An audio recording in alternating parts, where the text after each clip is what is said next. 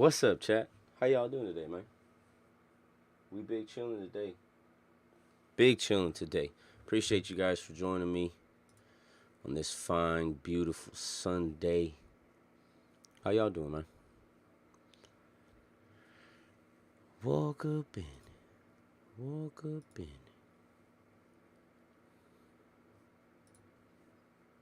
We getting the game started, man. We getting the game started. Appreciate everybody for tuning in and joining. Oh, that, okay.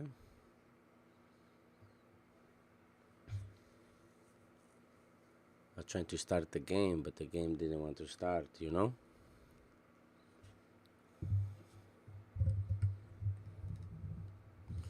But yeah, we live, guys. Carson's probably currently getting his shit together to move into his house. So he will not be with us today. But he is with us in spirit. He's with us right here in the corazón, man. There we go. He's right here with us in the corazón, man. What y'all doing?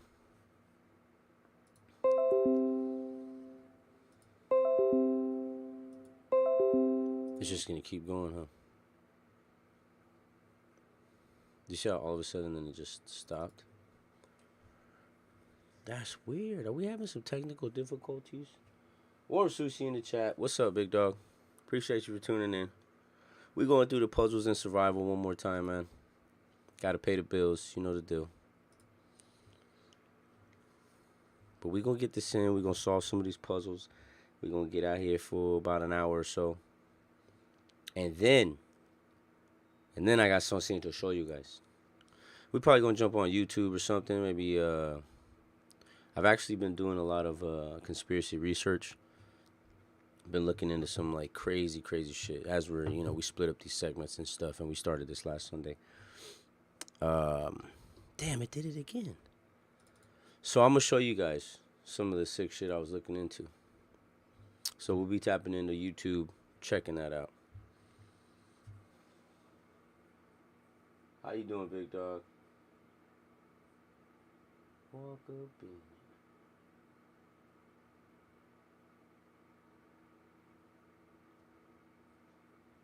it. Okay. I mean, if we could play this damn game. I just want the game to play. There we go. Alright, you guys see it? Yeah, you guys see it. And we're back. Alright, guys. Let's see what's going on. Don't. Oh. Huh. That's kind of awkward. One more time. Let me just get out of this. All right. Here we go.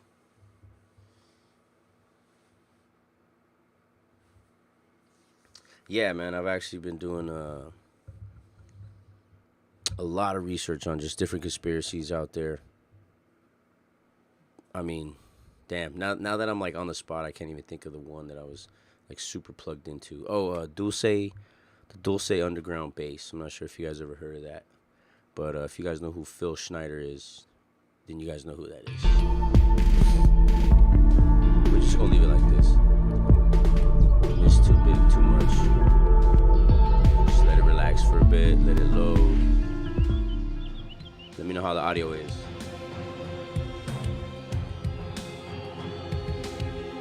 Alright, I think we're good.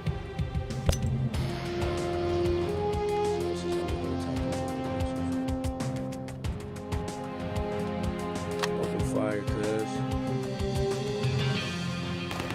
Got a motherfucking dude right there, guy. Where the fuck do I get choppers from, man?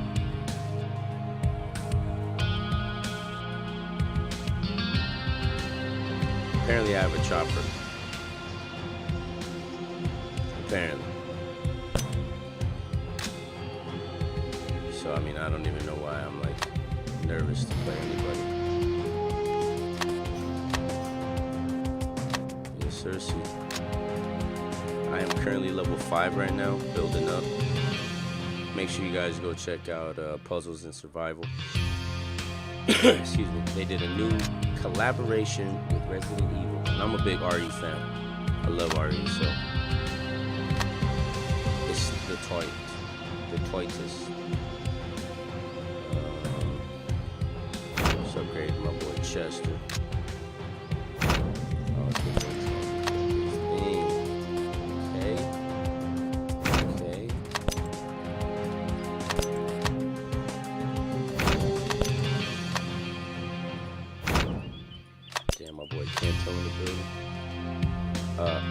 Alright, what the hell did I do?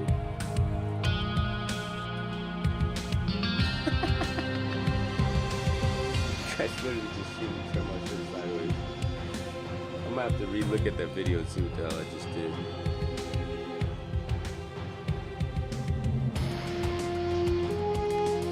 There we go. I had it. I knew what I was doing.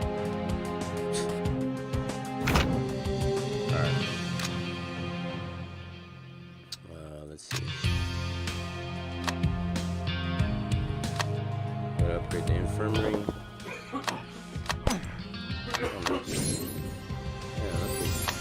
Sound like that fool was coughing in my ear, bro.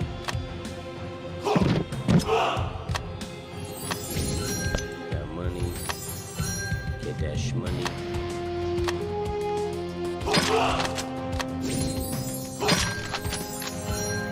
Got some mail.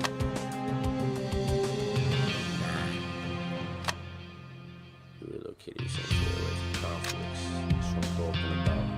So what we're gonna do today is we're actually gonna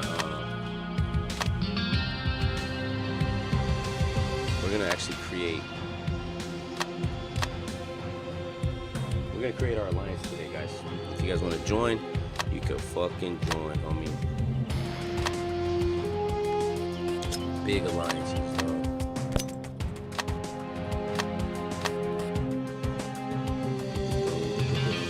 Who else tripping, dog? To Barbie's understanding, Zephyr's outfit and his undaunted courage when carrying out a mission are evidence of him being a humanoid robot. While Dr. J believes Zephyr is just a mystery man who can't show his face to the public, and they are going on and on about their own judgments. Exactly, who do you think Zephyr is?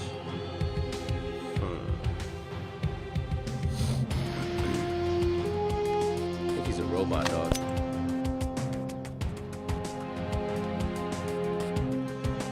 Huh, that was weird. Alright, let's upgrade this piece to level 6. I need a level 5 wall. We're gonna build that wall, baby. Check this out.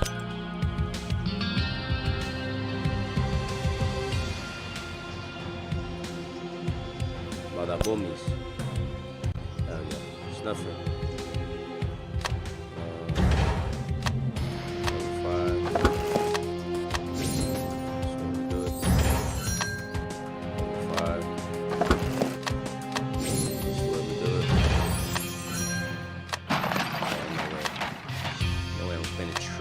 Diamonds, you're crazy. You're freaking crazy. What y'all doing, man? You work today, big dog? You work today, want sushi? I'm gonna be working every day.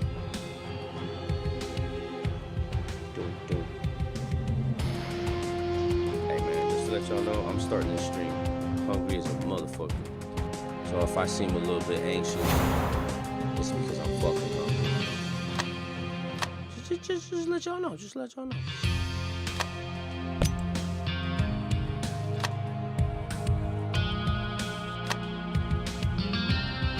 Oh, I ain't buying shit.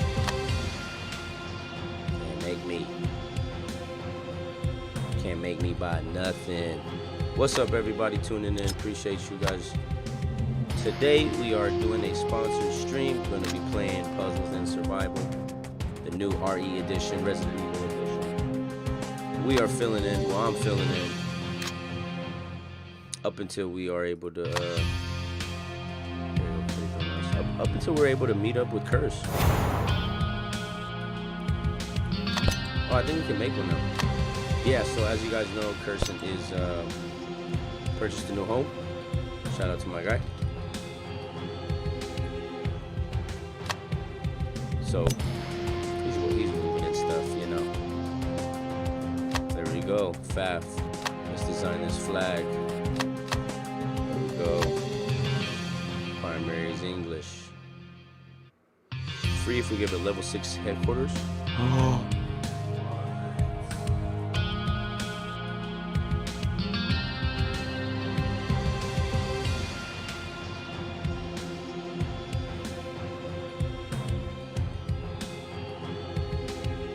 Alright, I was about to say, I was like, wow, can you guys see everything? That was weird. I got 500. How much is it? Make the alliance again. It's 200. Drop that bag real quick, bro. Boom. Free and free alliance is created, guys. If you guys want to go join our clan, you can. About to do a bunch of sick ass zombie lair raids and alliance events, and oh, we're gonna get into so much trouble, guys. It's gonna be fucking awesome. Free and free clan just created, guys. Donate something for the decks. Okay, how do I donate though? Okay, cool. So I donated, yes? I think I donated. What's up, everybody? Appreciate you guys for tuning in. Oh, here we go, Lion Shot. That's what I was waiting for. There we go.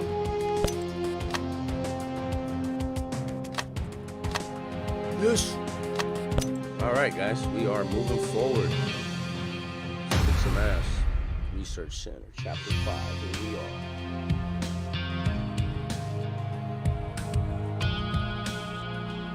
Oh man, I've already been doing most of this stuff. Upgrade one hero to level 41. I'm fighter. Economy. Development.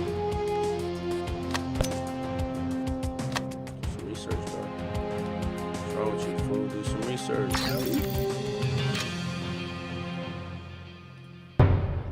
Something cool.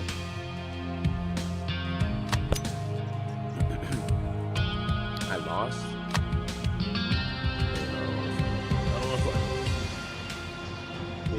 Big Sean. Speed it up. Bricks, if you're watching this, go join the fucking clan, stupid. Yeah. Oh, I get it. What is enhance? Okay. Okay, Barbie. Oh, she's the big dog now. She's a Gucci metal.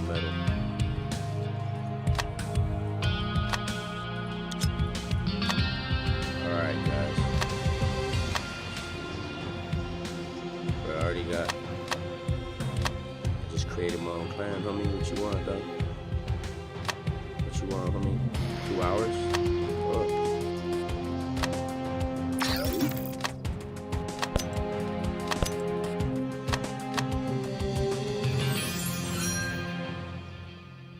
There we go. What's up, though, man? How y'all doing? We're gonna go through this for about an hour, like I mentioned, and then what we're gonna do, oh, I don't have enough. And then we're gonna get into some crazy conspiracy stuff that I've been researching, show you guys some cool, sick videos I've been seeing. I've been digging into this channel on YouTube called the Y Files. It's some pretty crazy stuff. Sir Bricks, what's up? Upgrade, stupid. What's it called, man? Free and free, fool. What you mean? Look. Free ain't free.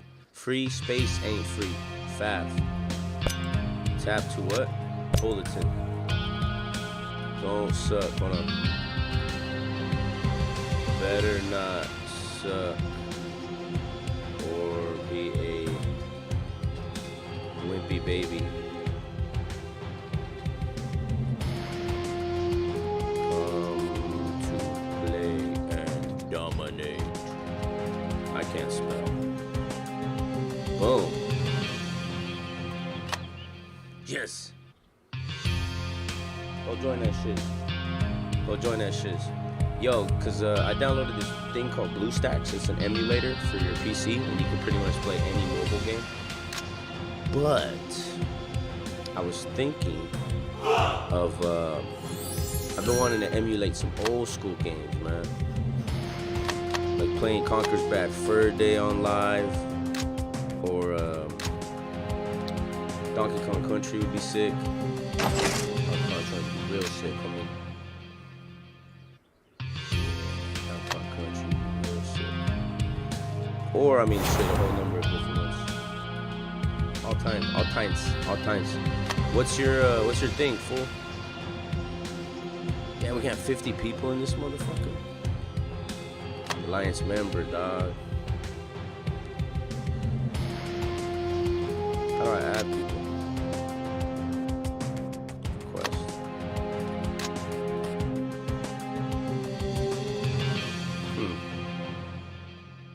How is it possible?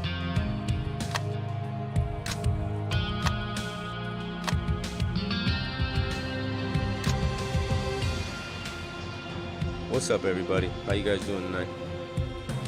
My dumb ass is trying to figure out how to add people to my alliance. Oh, here we go. Maybe here? No. Open recruitment?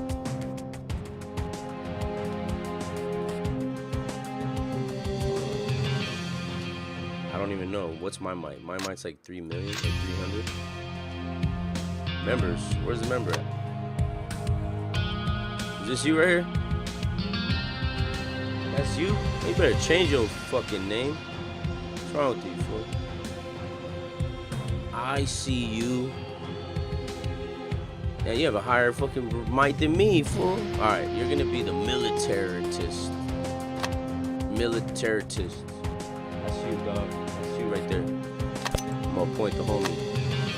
Oh, big fucking soldado, homie. There we go. I'm gonna play a few games, and then what I want to do is stronger, fool. She got the strongest heart. This one. What happened to the other dude?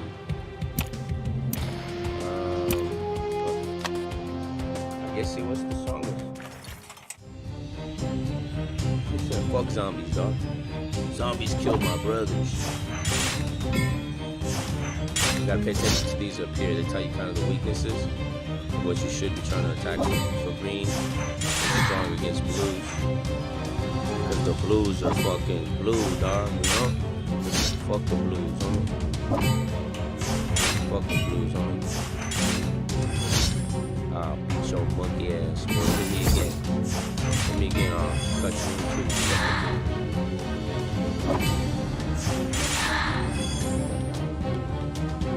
Out of here, homie. Like I mentioned, I just created the clan. Free ain't free. Y'all with it. Download the game. Join me. Let's do some zombie raids. Let's kill some fucking zombies. Let's kill some zombies. That little poodle. These fools don't even know what's coming, fool. These fools don't even know what's coming. And I'm fucking colorblind. They don't even know, perros. Oh. So you gotta do the blammo. Blammo. Ooh, that's a smacking. Cut that off on half. Need the reds. Oh, it's nothing. Really missed that one, huh? Yeah, we're gonna kill that for it.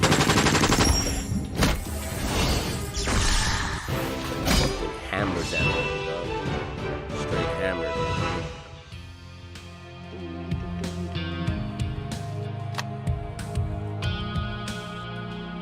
Militaritist.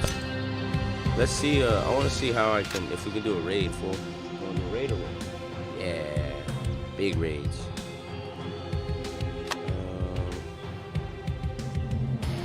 Alliance War.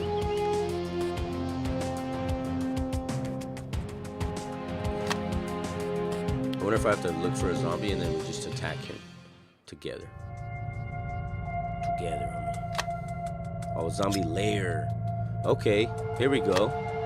Here we go, level 1. Level 1. You ready to get this money, bro? At least 2 players. Let's fucking do this. Please build a hall. It's not man. What do you mean, dog? Wow. Alright. Hold on. This is what we finna do. We just gonna speed this up one time for the one time. Oh, I got a bunch of these. Let me just use this real quick. Use that. One more time. Now we got 20 minutes. And it's done. Bada bing, bada boom. Didn't even have to spend no mother loving diamonds, bro. All I got to do's now. Hey, bro. I better fucking train for glory level, huh? Alright, let's upgrade this joint. Man, you need to upgrade. What's up with you? VIP, dog. Roof. This is VIP shit. Level 6. Damn, you hear that, fool? That shit sounds. Let's go. Hold on, fool. I gotta upgrade shit, fool. I got business to conduct, fool. Chill out. Alright, here we go. Ain't nothing wrong with it.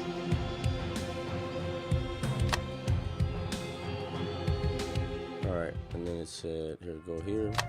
Zombie lair. We'll do a level 1 first, dog. It'll tell me, please build a hall of war. Okay. There we go. Hey, for 1 diamond? Really? Lion's Hall.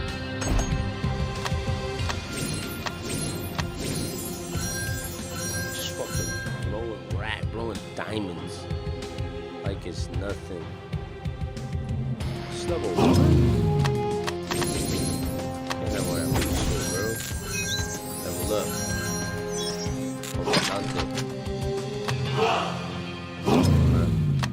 They're making me look bad. Out here acting all goofy. That's right. Research being done. Oh, we got lots of these. No, we're not gonna open them yet, though. I want to do this raid. Alright, B, let's go. I think we're ready. We'll go here. Zombie lair, level 1. Alright, let's fuck it up. Set a start time for the rally. Allies will need to dispatch troops before the countdown ends. Alright, 5 minutes. 5 minutes, dog. Let's get all the money, hungry heroes. Yes. Respond to call. Join the rally. Go join the rally, fool. Come on. Púrese, güey. Púrese. Join the rally, perro. Yeah. See, that's my homie right there, fool. That's my homie. That's my dog. So basically what we'll do right now is we'll just open up all them fucking things that I want. Sound good, huh? We got 4 minutes. Alliance War, dog. And we're gonna make these. We're gonna do it real good as we sit. Oh, 350 diamonds. 791 diamonds. Wowzers. Resource. Let's do it all, huh? Just gonna open up all this. It's love, guys.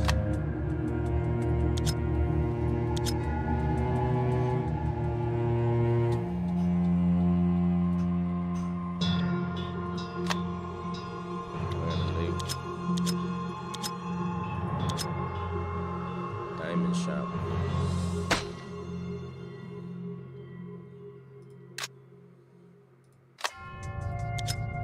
We gonna get this. Go get this money, guys. All right. Now I'll go open all those things.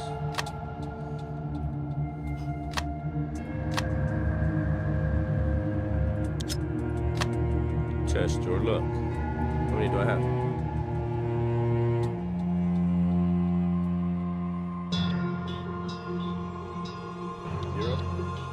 I got nothing. What do you want me to do that for? Stupid. Let's go home real quick.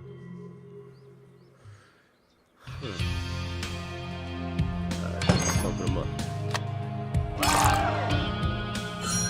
Got another one of those. Save this.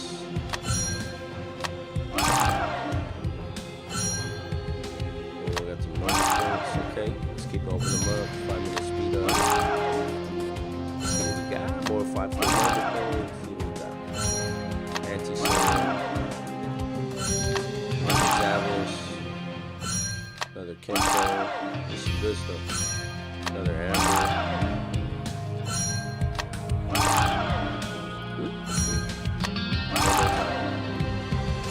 Not a good haul. Not a good haul. Not gonna lie to you guys. That was kind of garbage. Flint, where the fuck that is?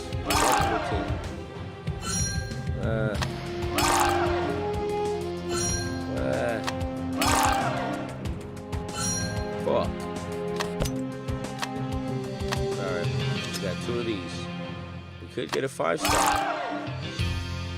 We got a fucking 5-star. Fuck yeah. Boom. That was sick. Y'all saw it? Y'all saw it. That is fucking nasty. Let's get low. Okay. Anahita. What else? Ooh, I got another 5-star frag. Ulrich.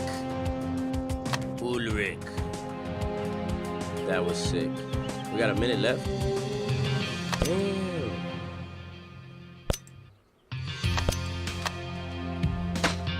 Let's get this vehicle depot.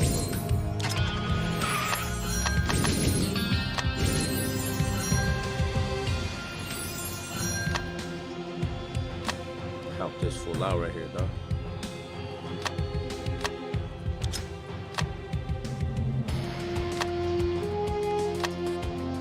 Oh, fuck yeah. Shoo! Fuck yeah. And we got this fool. Another purple guy. And I gotta upgrade on this. Attack is 321.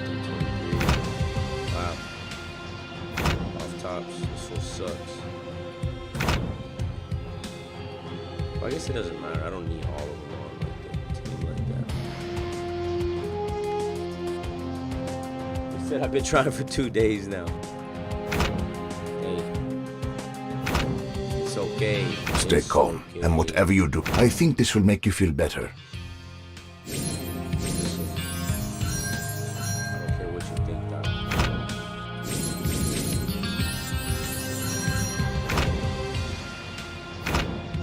Malcolm is pretty sick. Can't lie, my guy Malcolm is pretty tight.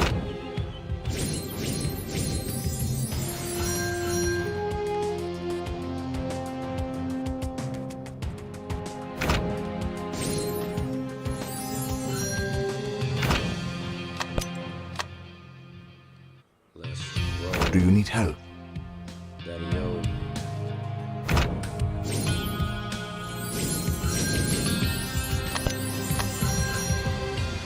Kent. This boy looks like, who's he look like? I know you guys can see his face. Who's he look like?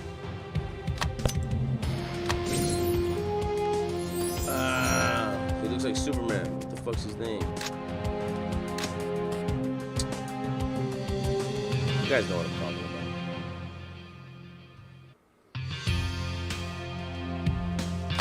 We won or what?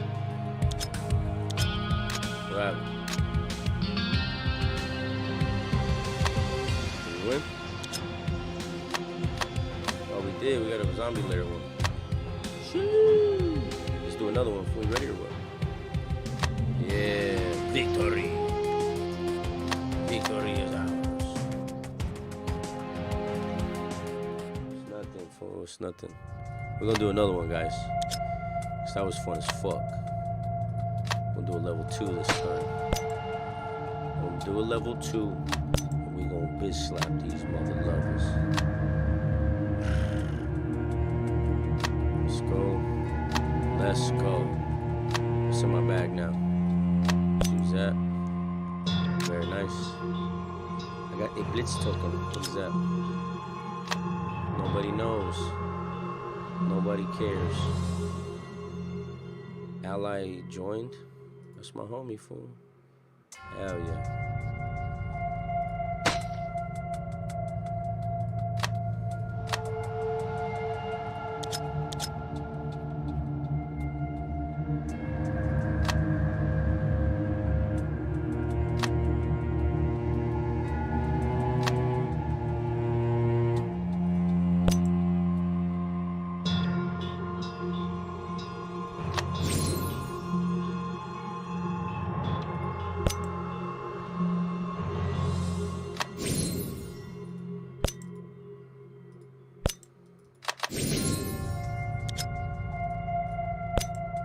Oh shit. Can I take him back? Oh well. I didn't see you. But now I saw. What's up, everybody? Appreciate you guys in the chat. How y'all doing? Did you join? Yeah, you did. Fuck, you better join, fool. Otherwise, it wouldn't have been good for you, you little chavalo. Wouldn't have been good for you, you little chavalo. We getting this shmoney. Shmoney. Holy shit. Alright. We doing good? Or we doing bad? I can't tell. It says we're doing good, I guess. Let's go back home. Let's make sure we train a couple more guys. Doobity doobity doobity doobity doo. Go to the research lab. Alright.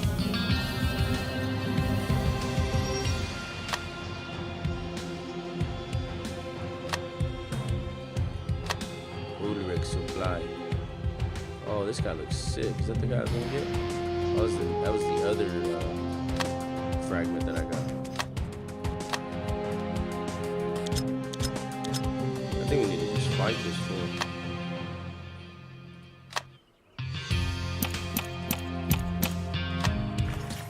Let's see. We're gonna fuck this fool up. I don't know what this is about.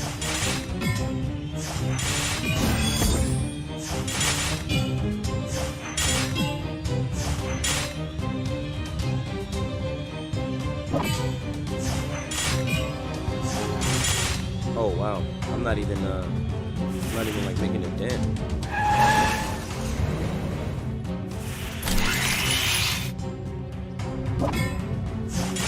Look how like their health's not going nowhere. Yeah, I'm not tripping. Yeah, I'm not tripping. I'm not even making a dent because nobody's dying.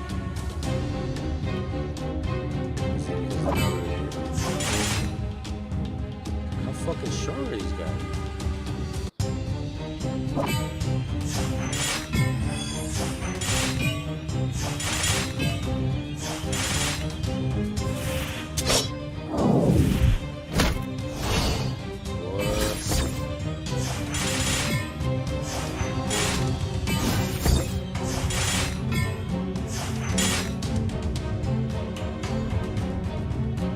Yeah, I don't know.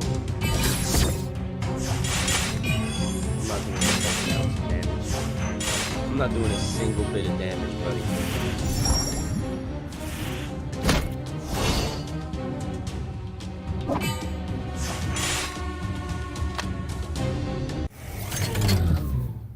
Oh, I lost? Huh. What does it say? Like, what? Oh, I said the game's stupid. Okay. We're almost done. I was tripping.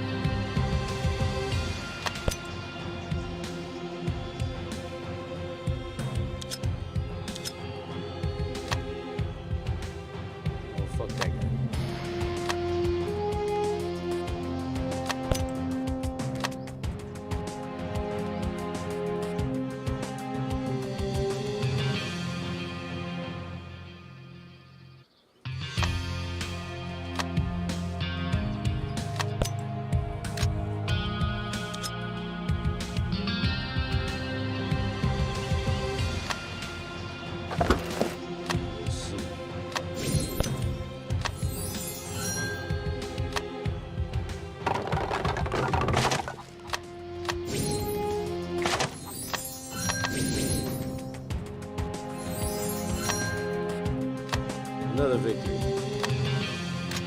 Yay! Another victory. Fuck yeah, dude. Alright.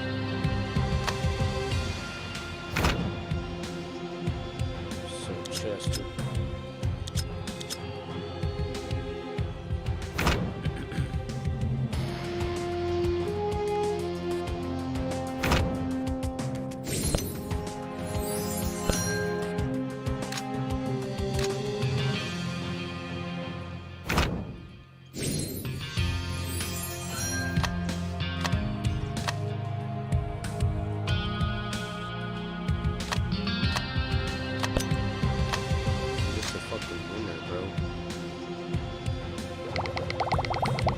Just a winner, bro. Upgrade watchtower to level 6.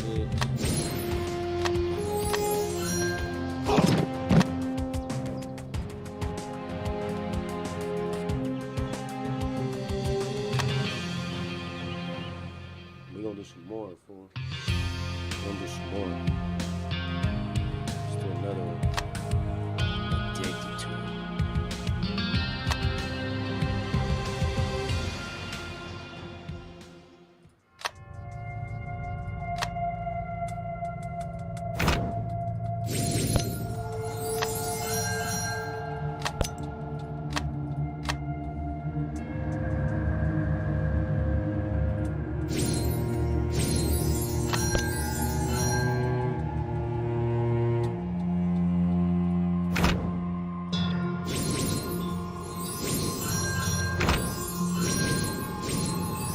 I think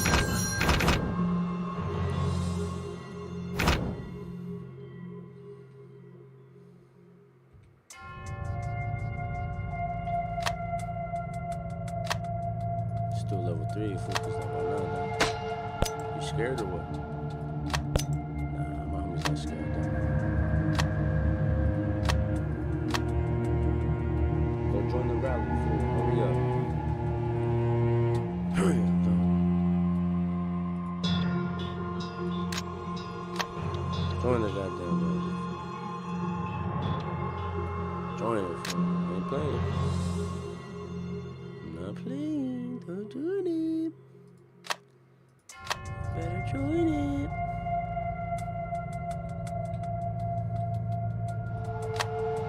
That's my homie right there, fool.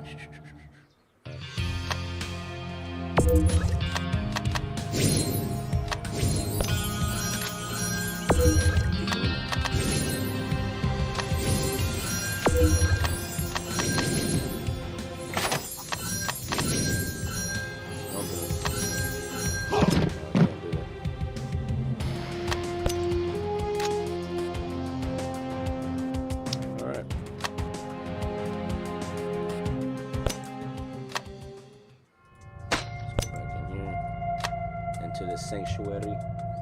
Into the sanctuary. Let's go. Let's go fuck some more spots. Man.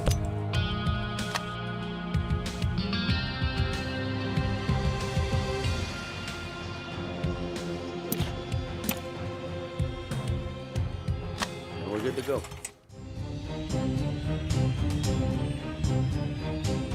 Blues. There ain't no blues.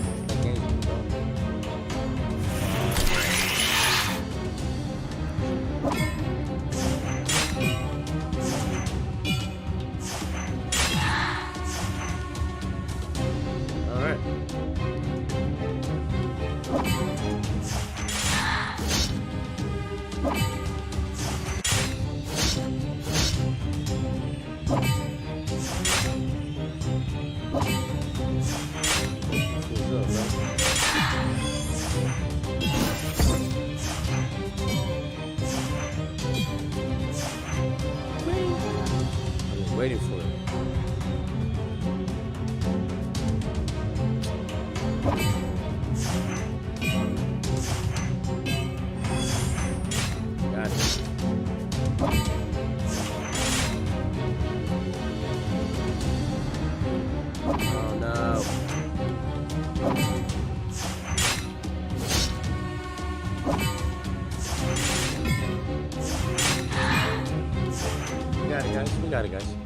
good. We in the Gucci. Clear.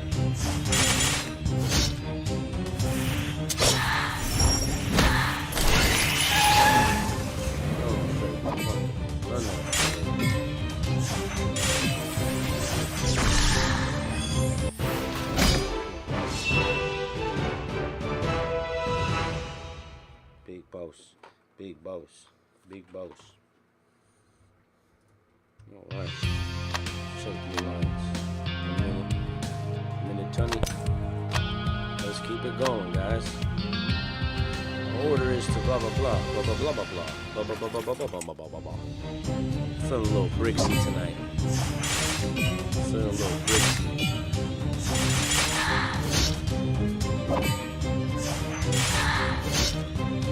Fred NPC. Who the fuck is this Fred guy? Ah, you heard Fred. This guy. One down. Yeah. Commander, do you still remember last time I remember said the zombies seem harder to kill? Yes, it is.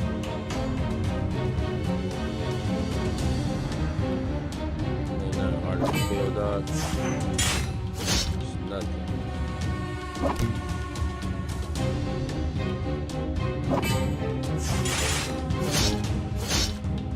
Hey, bruh.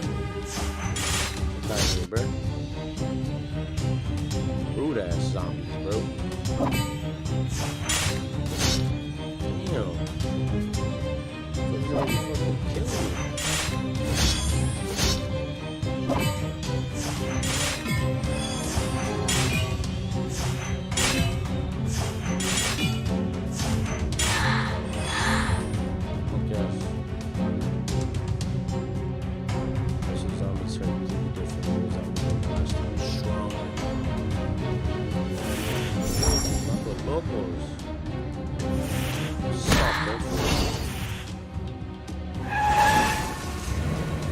Let's go, baby. I still don't remember his fucking name. And nobody in the chat even answered. I don't remember his fucking name. He plays Spider-Man or Superman.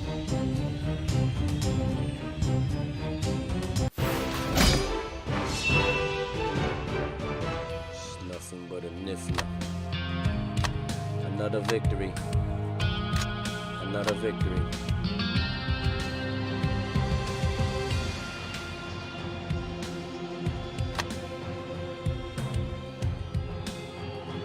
Another one for us, so I'm done.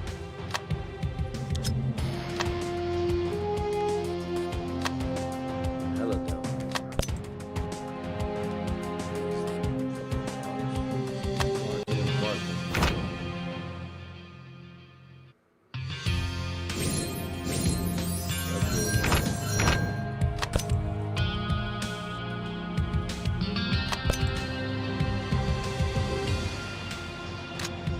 We gotta get this for level 1, level 31.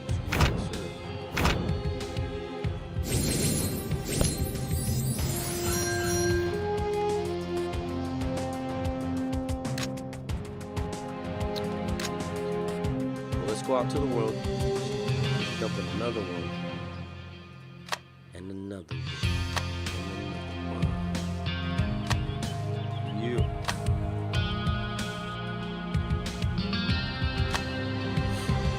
I think we're gonna do another one. We're at about 45 minutes, chat. We're gonna ante up the stakes.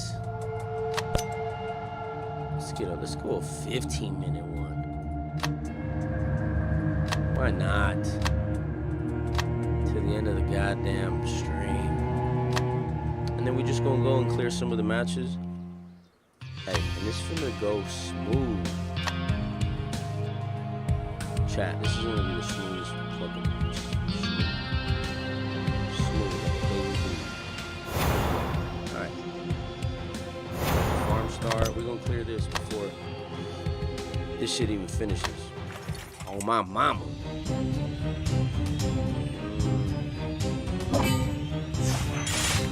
I'm gonna do it this time. Let's see if it's better. And doing what I would do. Let's listen to AI. Off to a good start. We're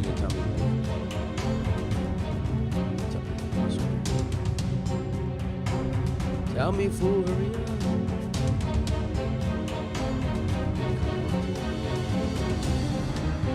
Oh, it's telling me to hit this.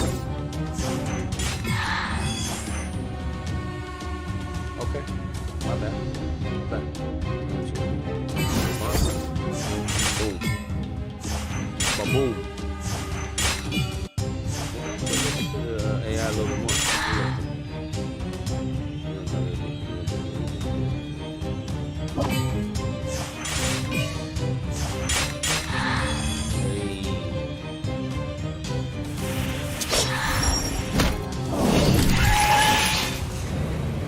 Work that. There's nothing. What else?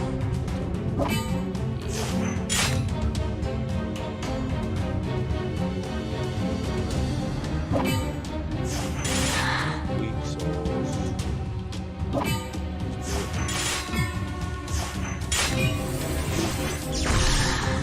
Fuck their ass. My dogs are going crazy, bro. Watch me be getting robbed or something. What the fuck?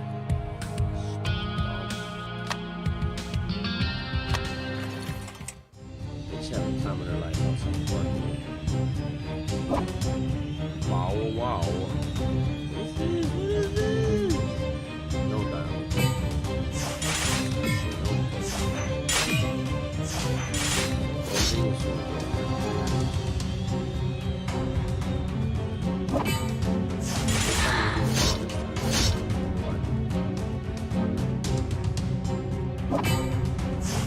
That was stupid. There's nobody right there.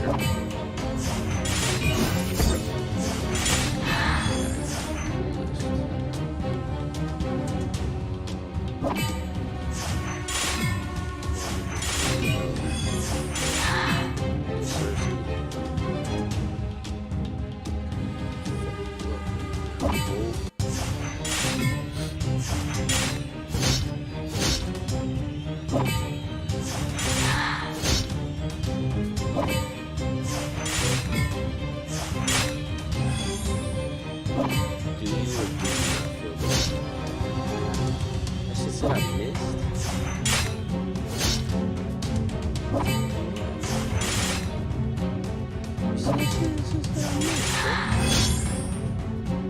Swear to God, swear to God.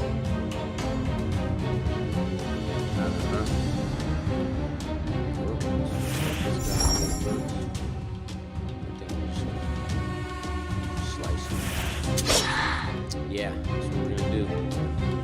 Oh, slice and dice.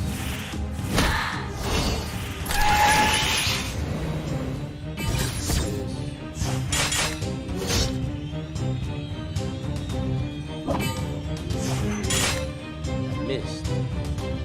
How did I do that? Where is it?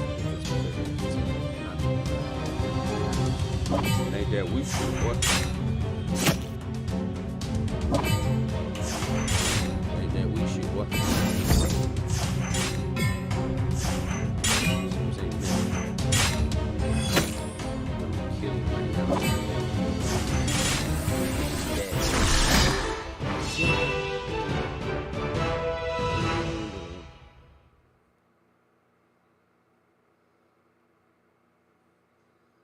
Doom, doom, doom, doom, doom, doom, doom, doom, doom. How much time we got left? 10 minutes. 10 minutes. Yeah, we're gonna do this real quick, guys. So it was green, huh?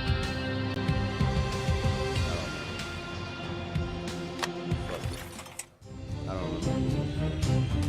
Red.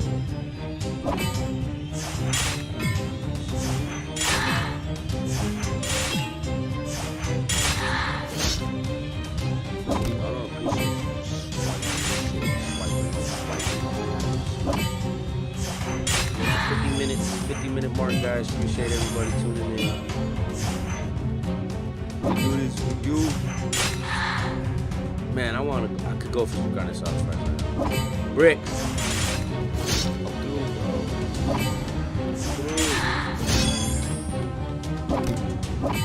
Come through.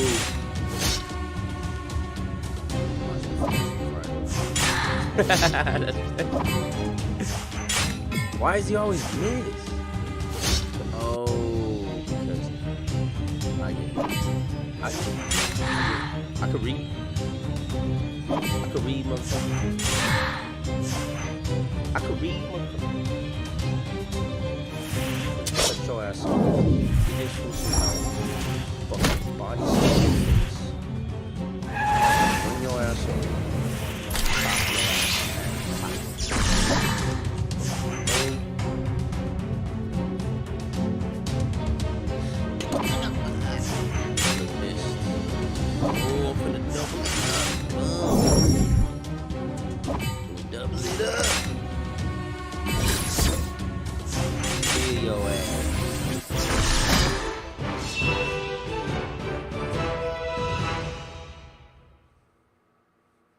He said, get good. Get good. Bricks, shut your fucking mouth.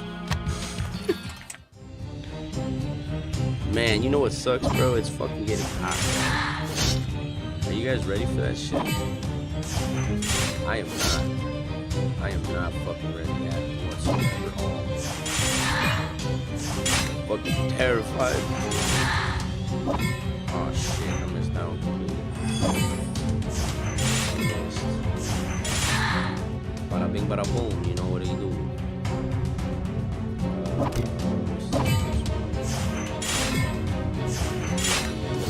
Missed all that. What the fuck was it? What the fuck was it? What the fuck was pointing out?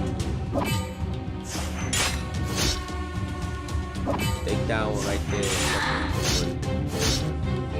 Hey, suck it.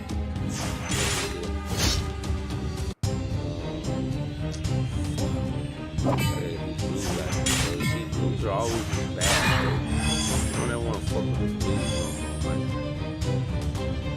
Sick of it. Sick of it. Blues were sick when we were little because it was like, but now the blues are like drugs. Bad shit. Now it's like that blues.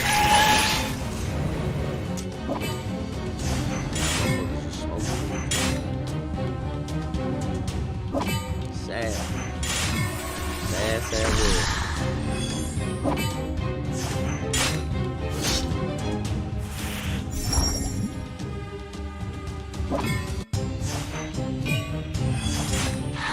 Got him. Arizona sun. Hell yeah. I mean, if you're local and you're from here, I guess you're used to that shit, you know what I mean? It's just another fucking summer for you. But if you are not from here, welcome to hell.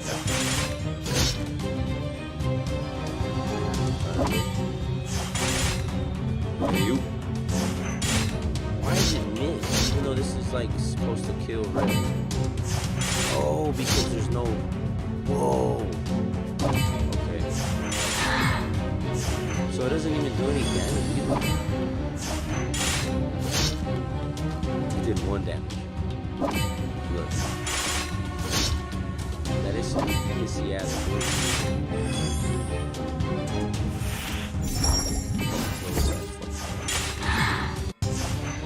Damn, so it's important to have all of, I guess that's what's important to have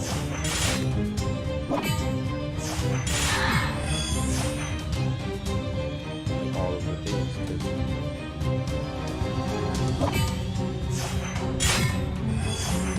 otherwise it doesn't matter. Very nice, very nice. That's what it means. We don't have a hero here to murder him, so it doesn't work. Your bed. That's entries. And I missed. Good one. Good one, Mr. John Gotti. Take this full out, fool. Damn, my homie died.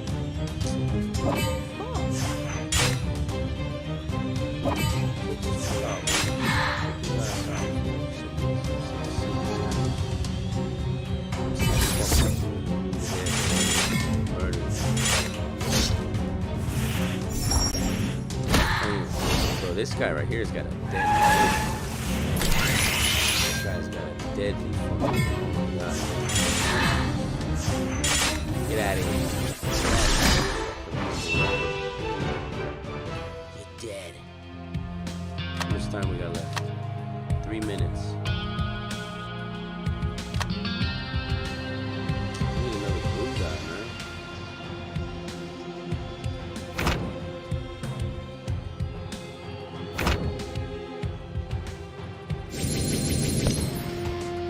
Even at level fucking 30, it's trash. Well, it's better than 2 of them. No, not her. Ah, 2 of green. That's stupid though. Man, you better not make my guy die, bro. Gave your shit up to you, son.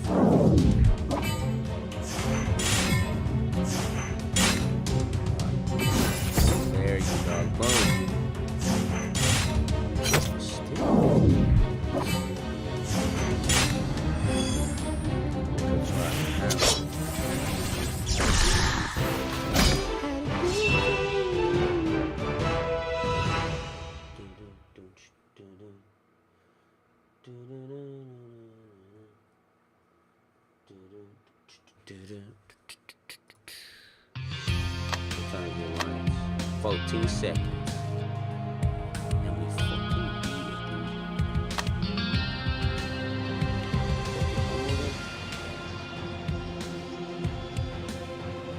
You know what I'm saying, dude? Dude, you know what I'm saying, dude?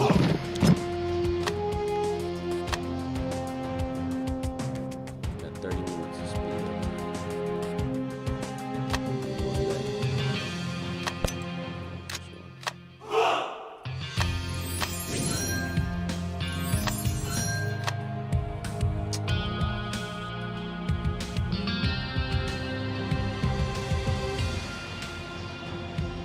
Another sponsor stream probably coming at you guys live tomorrow. Well, not tomorrow.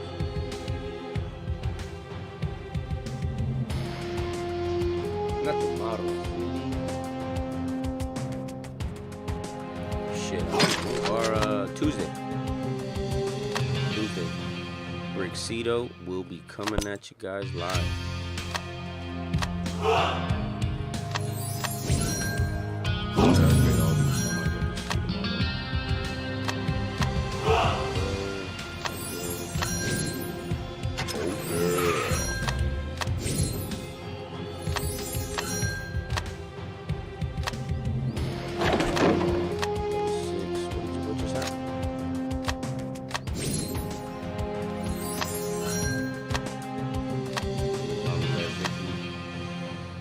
Shasha.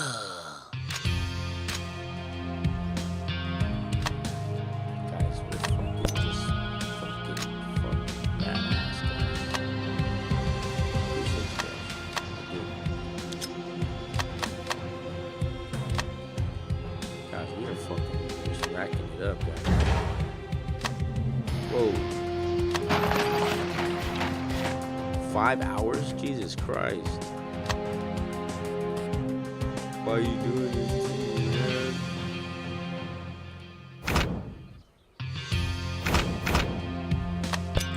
Yeah. There we go.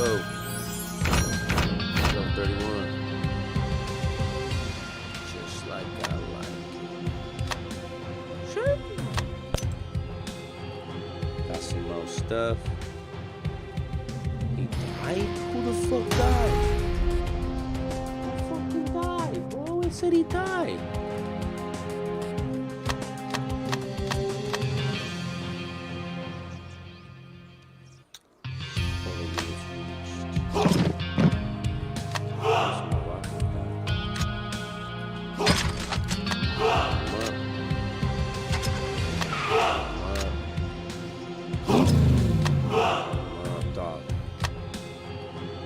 Level 6 is on the reclaim site.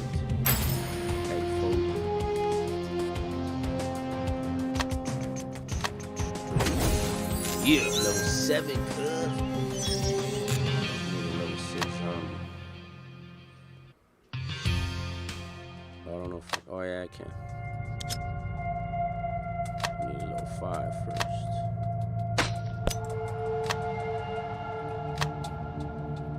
Fucking ready this guy. Fucking ready this guy.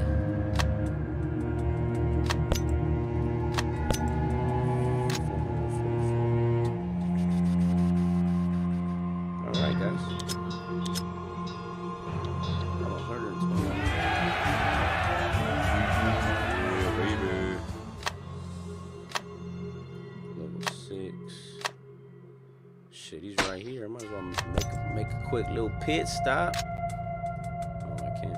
Alright, now I can. Recommend a hero. Troop minus 2. What you mean, dog? What you mean, dog?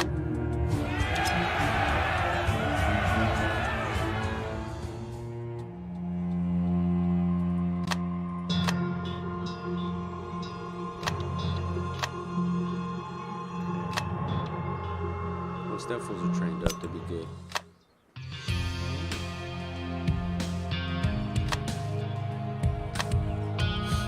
Got the survival.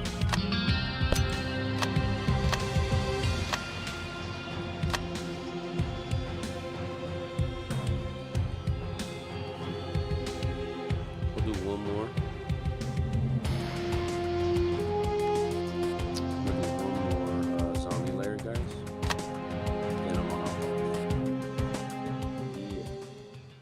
Not hop off. What am I talking about? We're gonna jump into the Y files. So basically, it's a YouTube channel that I was looking at.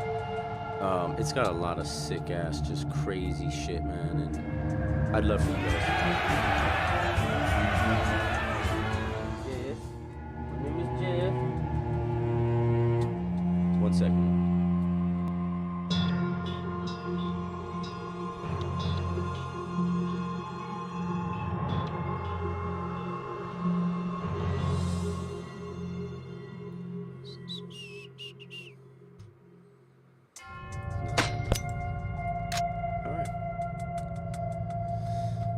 So, as you guys do that, let me actually just chill for 1 second.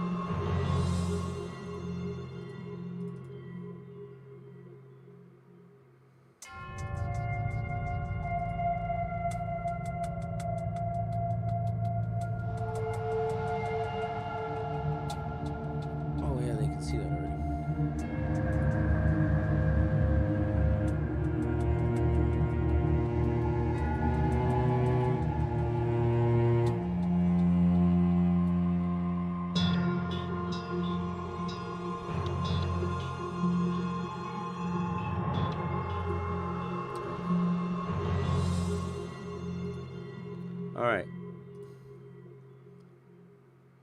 I'm a beast, dog. All right, chat. My apologies. I had to get some shit straight. Trying to get a suit. Yeah, I didn't know what I was doing for a second, man.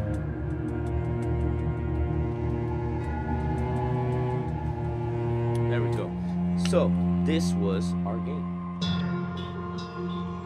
I'm just trying to make sure we did our job. That's all.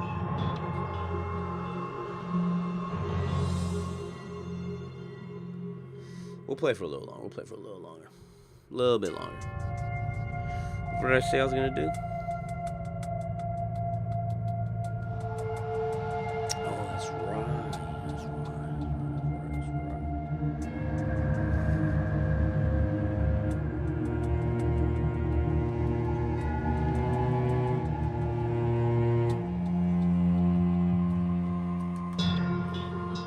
Let's go real quick, guys.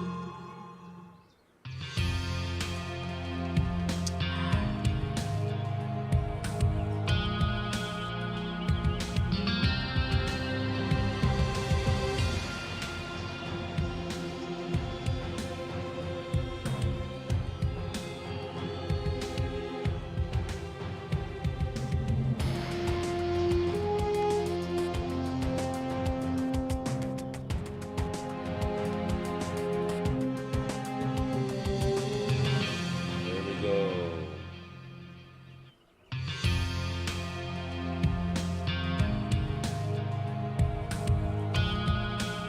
Sheesh. Estamos bien sick. Estamos being sick. Alright. So, then we just got a new person that joined.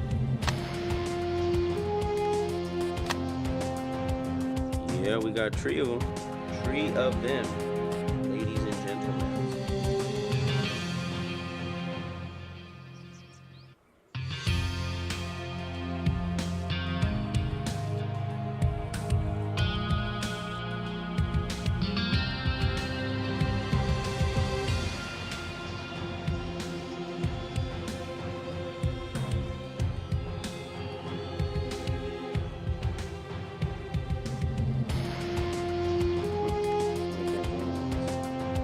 Oh, yeah, that's right.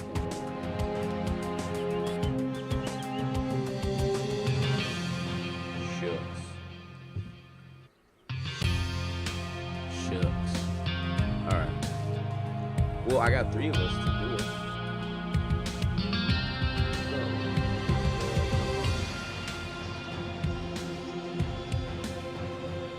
It's because I'm not the tech guy, fool. I don't know how to do all this tech stuff, fool. That's why.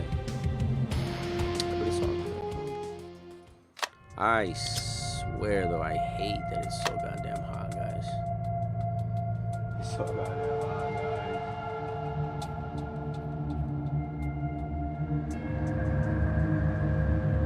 So goddamn hot, guys. Let's do it.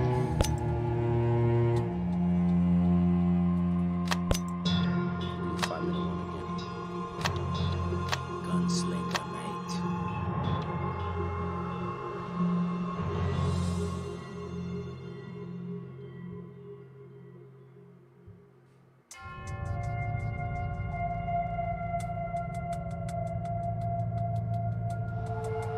Yeah. Join the rally, fool, before I beat your ass. Join the fucking rally, fool. Don't be like that. Be a little spin. Spearhead. Nice.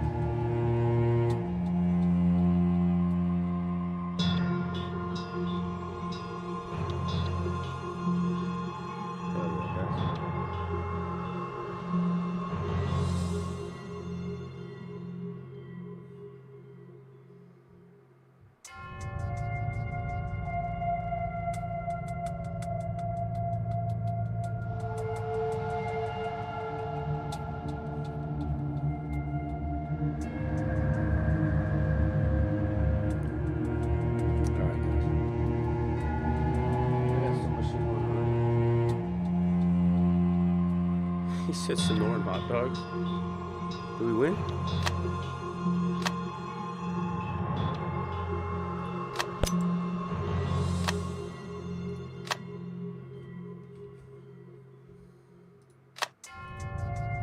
Yeah. We're gonna do a few of these guys. We're gonna do a few of these ones. Whatever it's called. Sonoran hot dogs do sound good. I didn't say Sonoran hot dogs. I said Carne fries. That's what I said. Is that okay? You want some? You want some? I'll buy it for you. Sup, dog? Sup, dog?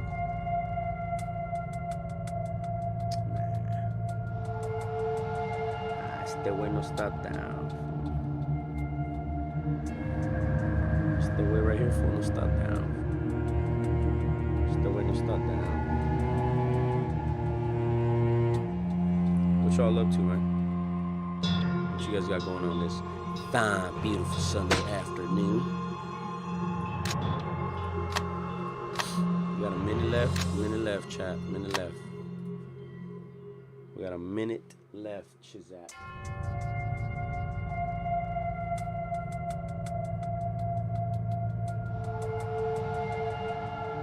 Did you say Sonoran hot dogs? Did you say steak? Did you say steak?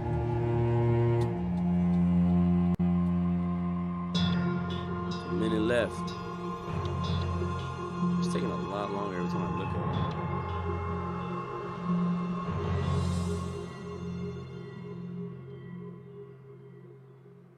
Yeah. Minute. Sonoran hot dogs do sound pretty good. Nah, but I'm telling you, first. That's me though. That's me though, dog.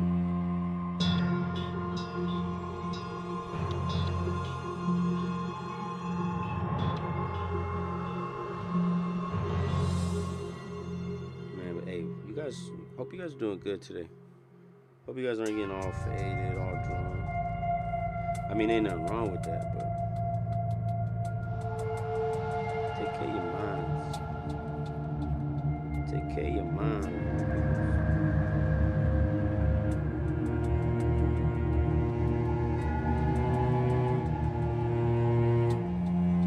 Boom, baby. Level 6 in this trucker. There we go, guys. This is so fun. Tell me we're not having the fucking blast, guys. We're not having the best time of our lives right now. Huh? Like when everybody used to play, what everybody used to play back in the day. Everybody different. Everybody a little different.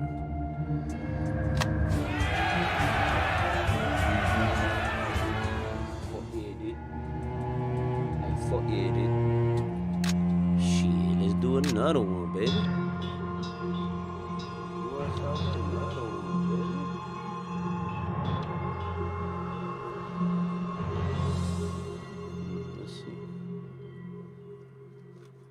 Let's see. Let's do level 6 now. Let's do level 6 because we some thugs. Alright. And we are off. Join the rally. Come on. Come on, Bricks. Do it, goddammit.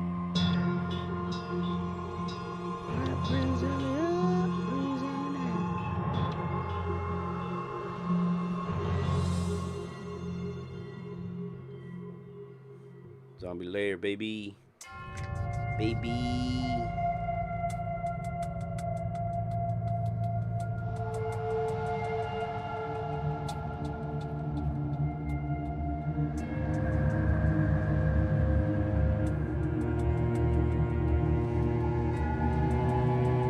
I'm good, son.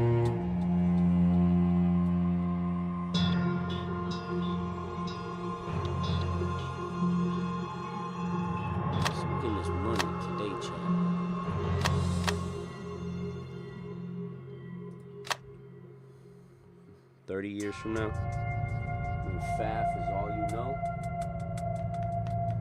y'all gonna thank me. Y'all gonna thank me. So we hit the hour. We appreciate puzzles and survival.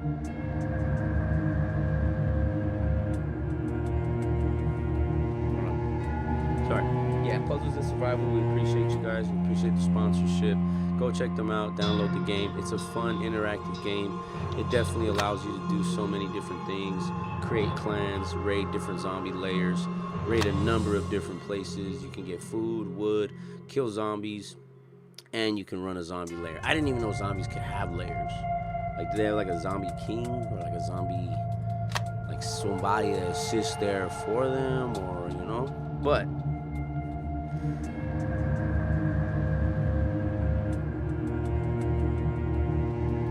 yeah, check out puzzles and survival. Puzzles and survival.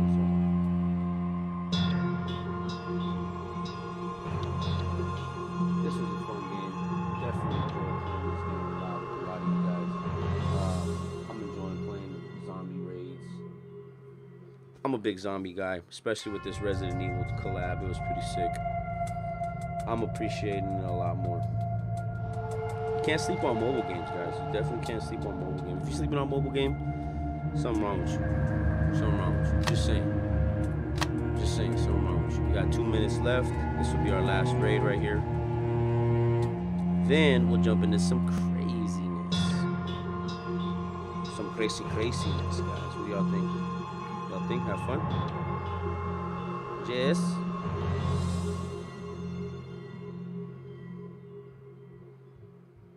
Bring.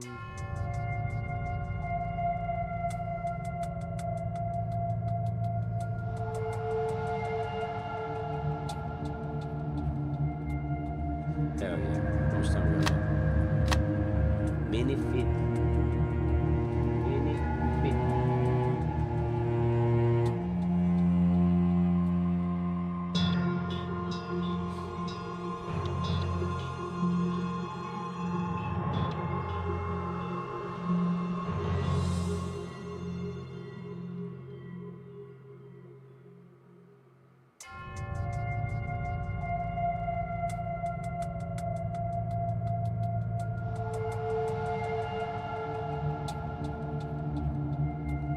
How much time we got left? Minute 13. Those are sick, guys. All right. Like we mentioned, this has been a sponsored stream. Shout out to... Why do these guys keep doing it? Who's Fred? They're just NPCs. They're way stronger than I am. They have like they have might, like a 3,000 might or something like that. I keep getting distracted. This was a sponsored stream from Puzzles and Survival. We appreciate your sponsorship. The game is fun. It's an interactive game you can play with a lot of your friends. Do not sleep on these mobile games. You can do zombie raids. You can hunt zombies, hunt for food, and hunt for wood or different supplies that you might need. It's definitely a sick game. Go check them out. But we appreciate you guys. So what I'm going to do now is I'm probably going to just jump into a few minutes of some conspiracy stuff. What do you guys think of that?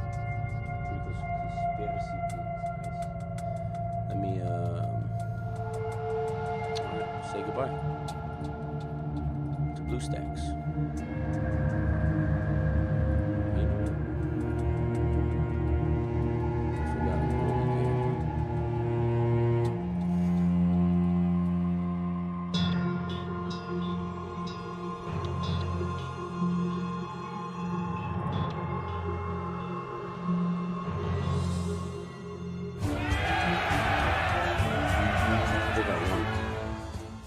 That's why I was like, yay!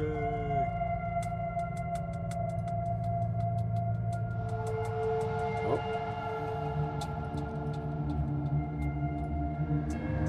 I am fucking this all the way up.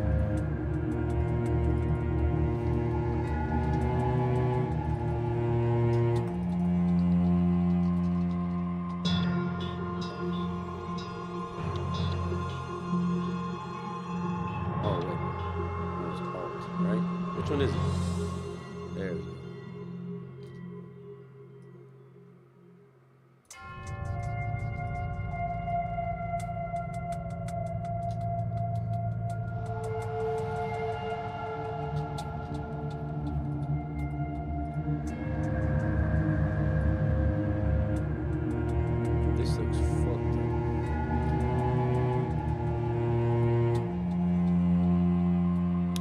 said, guys,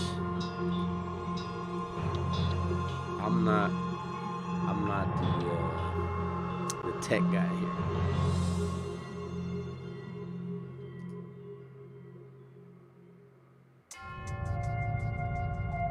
Right. Yeah. You said fit the screen. There we go. That's fit the screen. Is that not it? Alright, I'm an idiot. There we go. How do I bring my thing up front? Order. Move to top. Yeah! See? I'm gonna do this shit, bro. I'm not do this shit, bro. Can you guys still hear the audio? I can still hear the audio. I'm gonna just exit out of it. Do we win? Of course we fucking won. What's wrong with me?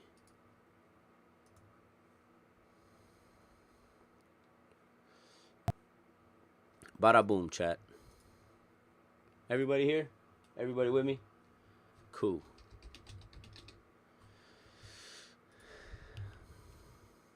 So this guy, the Y Files, I'm already subscribed to him on my other channel.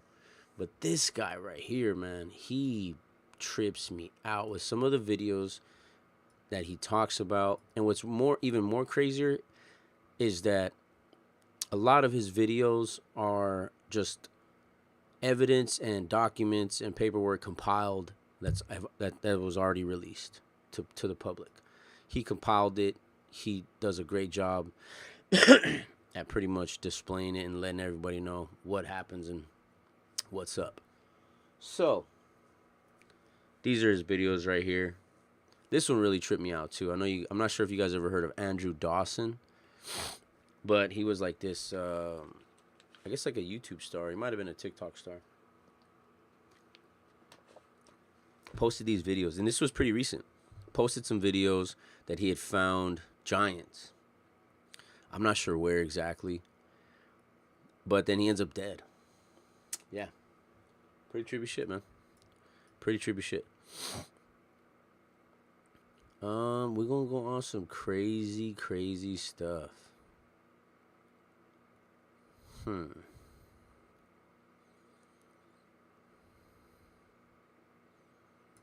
Valiant Thor. I heard of this one. Valiant Thor was there was a picture of some guy inside of like the Oval Office during some kind of meeting,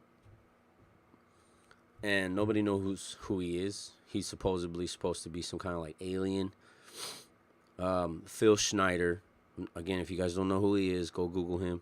He's a big conspiracy theorist as well that blew the cover on underground bases. So he said he had a picture of one of these aliens that can transform into like one of us, like a human, pretty much. And he's got a picture of it, and he says that this is him. But this guy talks about it a little bit more in depth. Obviously, I sound like an idiot. So I want us to watch this. Yeah? Yeah.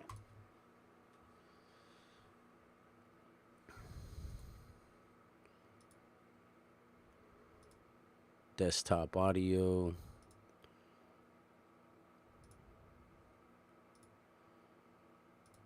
YouTube, okay.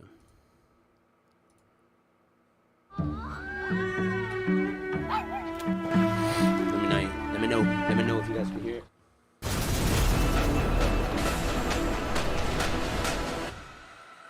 Yeah, you guys can hear it. The only objects. All right. On March 16th, 1957, at 8 o'clock in the morning, a 300-foot-long spacecraft landed in a field in Alexandria, Virginia. 2 local police officers arrived on the scene. The door of the craft slowly opened. The officers drew their guns, not sure what to expect. To their surprise, out walked a normal-looking guy. He smiled at the stunned officers and actually waved hello. And before the policeman could say a word, the stranger said, in clear English, "I need to see the president." 9 months after this event, NASA was founded. This is the story of what happened in between. This is the story of Valiant Thor. And if you don't know this one, fuck? hold Hold on on, for I gotta- what to expect. To their surprise, out walked a normal-looking guy. He smiled at the stunned officers and actually waved hello. And before the policeman could say a word, the stranger said in clear English, "I need to see the president." 9 months after this event, NASA was founded. This is the story of what happened in between. This is the story of Valiant Thor. And if you don't know this one, hold on tight. We're going on a hell of a ride. Hell yeah. In the fall of 1957, the Soviet Union launched Sputnik 1 and 2, the first man-made satellites to go into orbit. This caught the United States off guard. The American population was terrified that the Russians could launch an attack from space. The American military was embarrassed at Russia's superior technology. President Eisenhower demanded action. On January 31st, 1958, the United States responded by attempting to launch the Vanguard satellite. Attempting? It exploded shortly after takeoff. Oh boy. The space race was not going well for the Americans. The president asked Congress to establish an agency to direct American activities in space, and in July of that year, NASA was created. Although the Russians had more space achievements for the next few years, it didn't take long for the US to catch up with and surpass the Soviet Union. And this couldn't have been done without NASA and the leaps forward in technology that NASA provided. NASA helped watch create this. Velcro, freeze drying, foam mattresses, solar cells, smartphone cameras, even the Bowflex. NASA owns over 2,600 patents and is credited with over 2,000 commercial products derived from their technology. And these NASA-provided leaps forward happened fast. A more suspicious person might say they happened a little too fast. The story of Valiant Thor might provide a few answers. Valiant Thor, a man from another world, agreed to share the technology of his people with the United States. But Valiant Thor would want something in return. On the morning of March 16, 1957, Harley Andrew Byrd, the nephew of the legendary Admiral Richard Byrd, is in his office at the Pentagon, and he's a high-ranking official working for Project Blue Book, the top-secret military program that studied UFOs from 1952 to 1969. Around 8:30 a.m., Byrd receives a panicked call from the Alexandria Police Department. Officers are on their way to the Pentagon right now with a visitor. That's an understatement. A few minutes later, the police car pulled up to the Pentagon. The Secretary of Defense, Charles Wilson, and 6 of his staff are there to meet the stranger. Out of the car steps a tall man with brown hair and an easygoing manner. He looks completely normal, except he's wearing a silver and gold jumpsuit. Ooh, like Elvis? Shh. The stranger is ushered into an elevator that goes to the basement of the Pentagon. And from there, an underground train takes the group of men to the White House. They're taken directly to the Oval Office, where President Eisenhower is waiting. The president asks the stranger his name. Valiant, he replies, or Val. Where do you come from, Val? Eisenhower asks. I come from the planet your Bible calls the morning and evening star. Venus? Asked the president. Yes, sir. Eisenhower asked for proof, and Val offers to show the president his ship. Eisenhower asks that they sit and talk for a while first. Val says that Earth has been quietly observed for thousands of years, but with the invention of the atomic bomb, Val's people decided to intervene. Val was sent by the High Council, which represents a governing body that spans many planets and many intelligent species, kind of like the Star Trek Federation. And Val says the High Council can help solve a lot of the Earth's problems and is offering assistance. The president asks Val to stay at the Pentagon as his guest, and Val agrees. The president also asked Val to join him at a meeting at Howard Menger's house in High Bridge, New Jersey. Now, this was a small gathering of researchers and scientists who advised the president on UFO matters. Val again agrees. He would also like to bring along the rest of his crew. And at that meeting, something unexpected happened, but we're very fortunate that it did. A young Air Force photographer named August Roberts took pictures of Val and his crew. Whoa, mamacita! Y'all see that little fish? Since Val and his crew would be wearing normal human clothes for the meeting, the military wanted to examine and test the spacesuit that he wore. They called it the Miracle Garment. Now, though it had fabric enough to cover a 6-foot-tall man, it weighed only 6 ounces, including a pair of boots. It was also indestructible. They shot it with guns, poured acid on it, used a laser, even a diamond-tipped drill. Not only could they not pierce the fabric, they couldn't even make a mark on it. Oh, hang on. What? You got pictures of aliens, But you want to talk about fabric? I'm just giving background. And you wonder why the algorithm hates the channel. This is why. Get to the weird stuff. Fine. These are the pictures taken at Howard Menger's house at the meeting in Highbridge, New Jersey. These are photos of Val and the other members of his crew, Don, Jill, and Tanya. Those names don't sound very Venetian. Venusian. What'd I say? At this meeting, Val told the president how they could help solve world hunger, cure disease, and end all war, but they needed all countries with nuclear weapons to disarm. Eisenhower politely said that mankind just wasn't ready for such drastic changes. That's when Val realized he couldn't accomplish his mission alone. He needed someone from Earth who was open-minded to help him convince the leaders of the world. That person would spend the next 3 years working closely with Valiant Thor, and his name was Dr. Frank Stranges. Frank Stranges. Never heard of that guy. Dr. Frank Stranges was a well-known UFO researcher, author, and theologian. He had PhDs in psychology, philosophy, and criminology. Hold on. One day, Frank... Look at that thin-ass mustache. Look at my boy. This guy was getting mad puss back in the day. For a big dude, you knew it. That mustache, bro. He looked like me. With the fucking Oral Redenbachers. receives a call from a very excited August Roberts, the photographer at the Highbridge gathering. He got these photos of aliens but doesn't know what to do with them. Now, Frank is fascinated by the photos and starts using them in his lectures. And after giving a talk in Washington, D.C., Frank is signing copies of his books and chatting with guests. A woman introduces herself as Nancy Warren. She looks around, and while holding up a Pentagon ID card, she quietly asks if Frank wants to meet the man in those pictures. Of course, he jumps at the chance. And the next morning, Frank arrives at the Pentagon and is taken to Val's quarters. The door opens. Val extends his hand, gives a warm smile, and says, "Hello, Frank." Val knows everything about him, and they chat for a while, and Val says he needs Frank's help. Frank wants to know why he, of all people, gets this honor. Val says that Frank had an open mind, was constantly talking to people, and was also a minister of the gospel of Jesus Christ. I'm gonna have to stop you right here. How did we get from Venus to Jesus? Well, Frank Stranges was a Christian evangelist. He preached that Jesus and the angels are actually extraterrestrials, and there are references to UFOs in the Bible. Oh, yeah. You got anything else? Shut the fuck up. No. This story is wow. Let me. It's You know all what? one, It's all one. Hey, I'm I with better the homie wait. right here. I don't know Just what keep the fuck going. to So, Valiant Thor's mission is to save mankind, specifically to help mankind return to God. And Val asks Frank to help spread this message. In exchange, Val will share all the wonders of the universe with the human race. And though this meeting is a short one, Val reveals a lot of information. He confirms that there is intelligent life on other planets, many other planets, and there are more solar systems in the universe than we could even dream of. And over the next few years, Val works with the United States government and agrees to share some of his technology. NASA. But Right, and Valiant Thor's mission officially begins.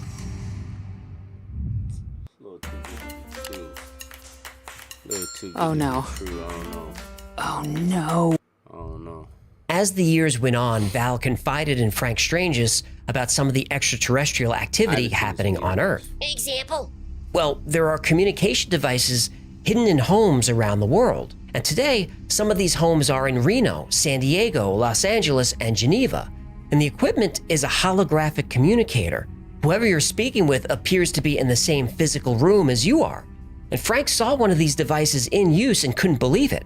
This equipment allows communication between bases on Earth, between ships, and with the home base ship that's orbiting the planet. And during this time, Val's work with President Eisenhower is not going well. A few times, Val convinces the president to convene a meeting of the United Nations to begin the process of Earth joining the intergalactic community.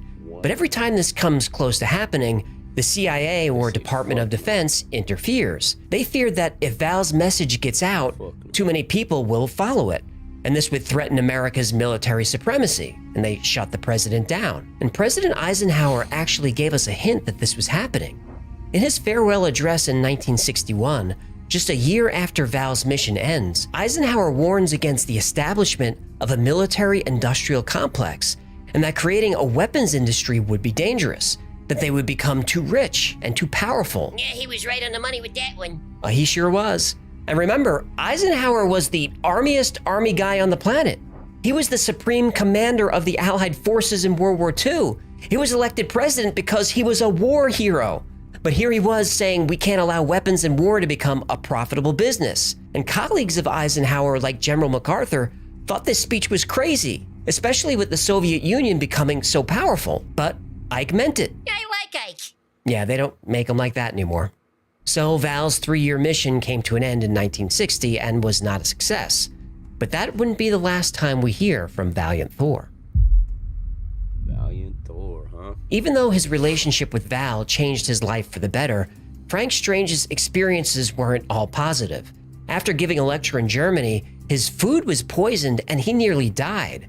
Val appeared with the antidote and a warning for Frank: watch your back. A few years later, Frank is on his way to meet Val when he's shoved in the back of a car. He's taken out to the desert and nearly beaten to death until Val and Don show up. And on his honeymoon, Frank and his wife are run off the road by a mysterious black car. Frank's neck and hips are broken. He almost dies in the hospital. But Val shows up and heals him instantly. He walked out of the hospital that day in perfect health. But the most important event in Frank's life happened in June 1968. Val tells Frank to fly to San Diego. There's something he needs to see. Val picks up Frank in the airport and they drive south toward Mexico, across the border, and finally stop at a little town called San Felipe. They park the car behind a restaurant and walk a rocky path down to the beach. And that's when Frank saw it.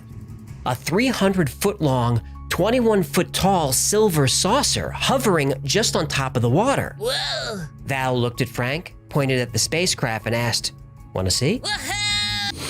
This is why I like this guy though, because he'll hit you. The with some interior of crazy the spaceship is enormous. He'll tell you some crazy, out of the fucking world facts and or just statements. You know what I mean? But then It doesn't look scientific, more like a resort. There's a library, a gym, dining hall, and media rooms. After getting a tour, Frank is shown to his room. "Oh, it's my He says yacht." the floor feels like a thick cloud, and with every step, the surface conforms to the shape of his foot. And there are no corners or right angles anywhere. Everything feels organic and peaceful. Frank settles in and has one of the most restful nights of sleep of his entire life. In the morning, Val takes Frank back to the San Diego airport. As the years pass, Frank adds these experiences to his lectures, trying to spread Val's message.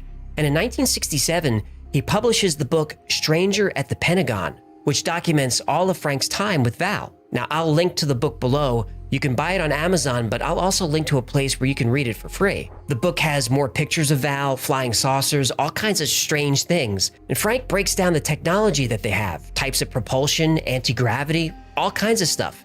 Frank even includes a diagram of the spaceship. And though Frank Strange has passed away a few years ago, Valiant Thor is still here. As we speak, his ship Victor 1 is parked and cloaked on the shore of Lake Mead, east of Vegas. And several thousand people are aware of Val and Victor 1, including about 2,000 government employees. A few scientists have even been on board, and the book ends with a message from Val. In short, he says we should be kind to one another, be open-minded, and spend more time in the service of others. Treat people as you'd like to be treated. Val is describing the golden rule. It's nice to know the golden rule applies no matter what planet you're on. So if you're watching this and have access to one of those communication devices, do us a favor and let Val know we need him more than ever. Well, watch this. Valiant Thor is probably the most requested topic on this channel, and it's easy to see why. It's a story rich with characters and action and a positive message. And here comes the but. He ruins the story. But is it true? Well, let's start with Harley Andrew Byrd, the man working for Project Blue Book at the Pentagon. Breaks it down. He says he's Admiral Byrd's nephew. I'll post a link to Admiral Byrd's genealogy below. The Admiral did have 4 nephews, none named Harley Andrew, but could the genealogy be wrong? Sure, doubtful, but it could be. But if Harley really was in the Pentagon in 1957, that would mean he had top secret clearance as a teenager. Okay. Another believer is Laura Eisenhower, great-granddaughter of the president himself. Now, she claims she was recruited to go to Mars in 2006. UFO disclosure is coming and that Valiant Thor is real. But is she credible? Well, that really depends on your personal beliefs. She's an intuitive astrologist, a global alchemist, cosmic mythologist, a guardian of the organic ascension timeline, and an opener of natural stargates. That's a hell of a resume. Yeah, it's a lot. But if we really are in the danger that she claims, we need all the cosmic warriors we can get. But what about Dr. Frank Strange's? Here's where things get messy.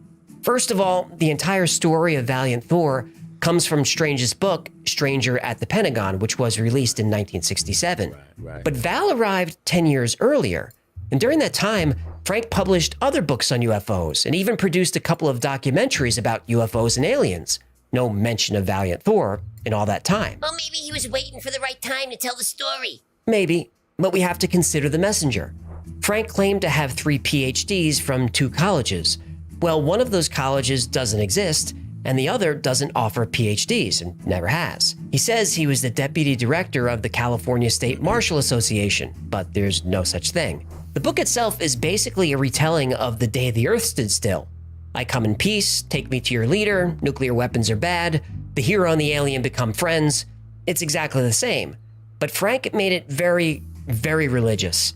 Everything in the book is God's will, the power of Christ, all that stuff. But Frank was a preacher, a Christian evangelist, so this is to be expected. He traveled the country giving lectures about UFOs and their connection to God and the Bible. Stranger at the Pentagon is a book about spreading the word of Christ. If the story isn't real, this is a genius way to get non-believers interested in Christianity. Adding aliens can improve any story. Agreed. Well, what about the pictures of the aliens? Are those real? That I don't know. Yaha! They could be pictures of an alien crew advising the President of the United States. Or they could be pictures of random people at a backyard barbecue. Nobody's come forward claiming to know anyone in the photos, so we can't prove them, but we can't debunk them either. And look, this story is way out there, but in the 40 years he spent giving lectures about Valiant Thor, Frank's story never wavered. And ever since then, many people have sprung up claiming to know Valiant Thor or even be Valiant Thor. Val has his own author page on Amazon, so he writes books now. Now, do I believe Jesus was an alien? No. Do I believe the story of Valiant Thor? Not at all. But Val's message of being kind and spending more time in the service of one another, having an open mind, these are things I do believe in. We all should. And that's the irony of the story. The more you ridicule Valiant Thor, it turns out the more you need him. That was fucking sweet.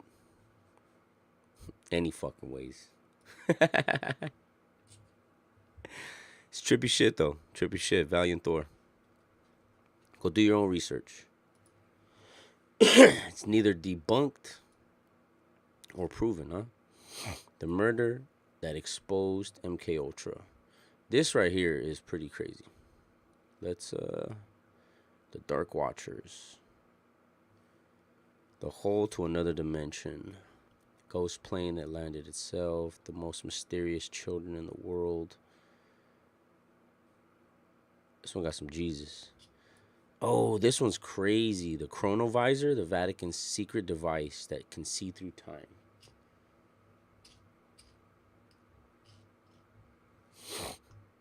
The moon is hollow. We're gonna do the murder that exposed the CIA. Oh, okay, Ultra. Because we were talking about that previously. November 28th, 1953, New York City. At 2:30 a.m., the body hit the sidewalk. A few seconds later, a shower of glass. The doorman of the Statler Hotel yelled to the lobby that there was a jumper. The night manager rushed out and saw him. A man about 40 years old lying on the pavement.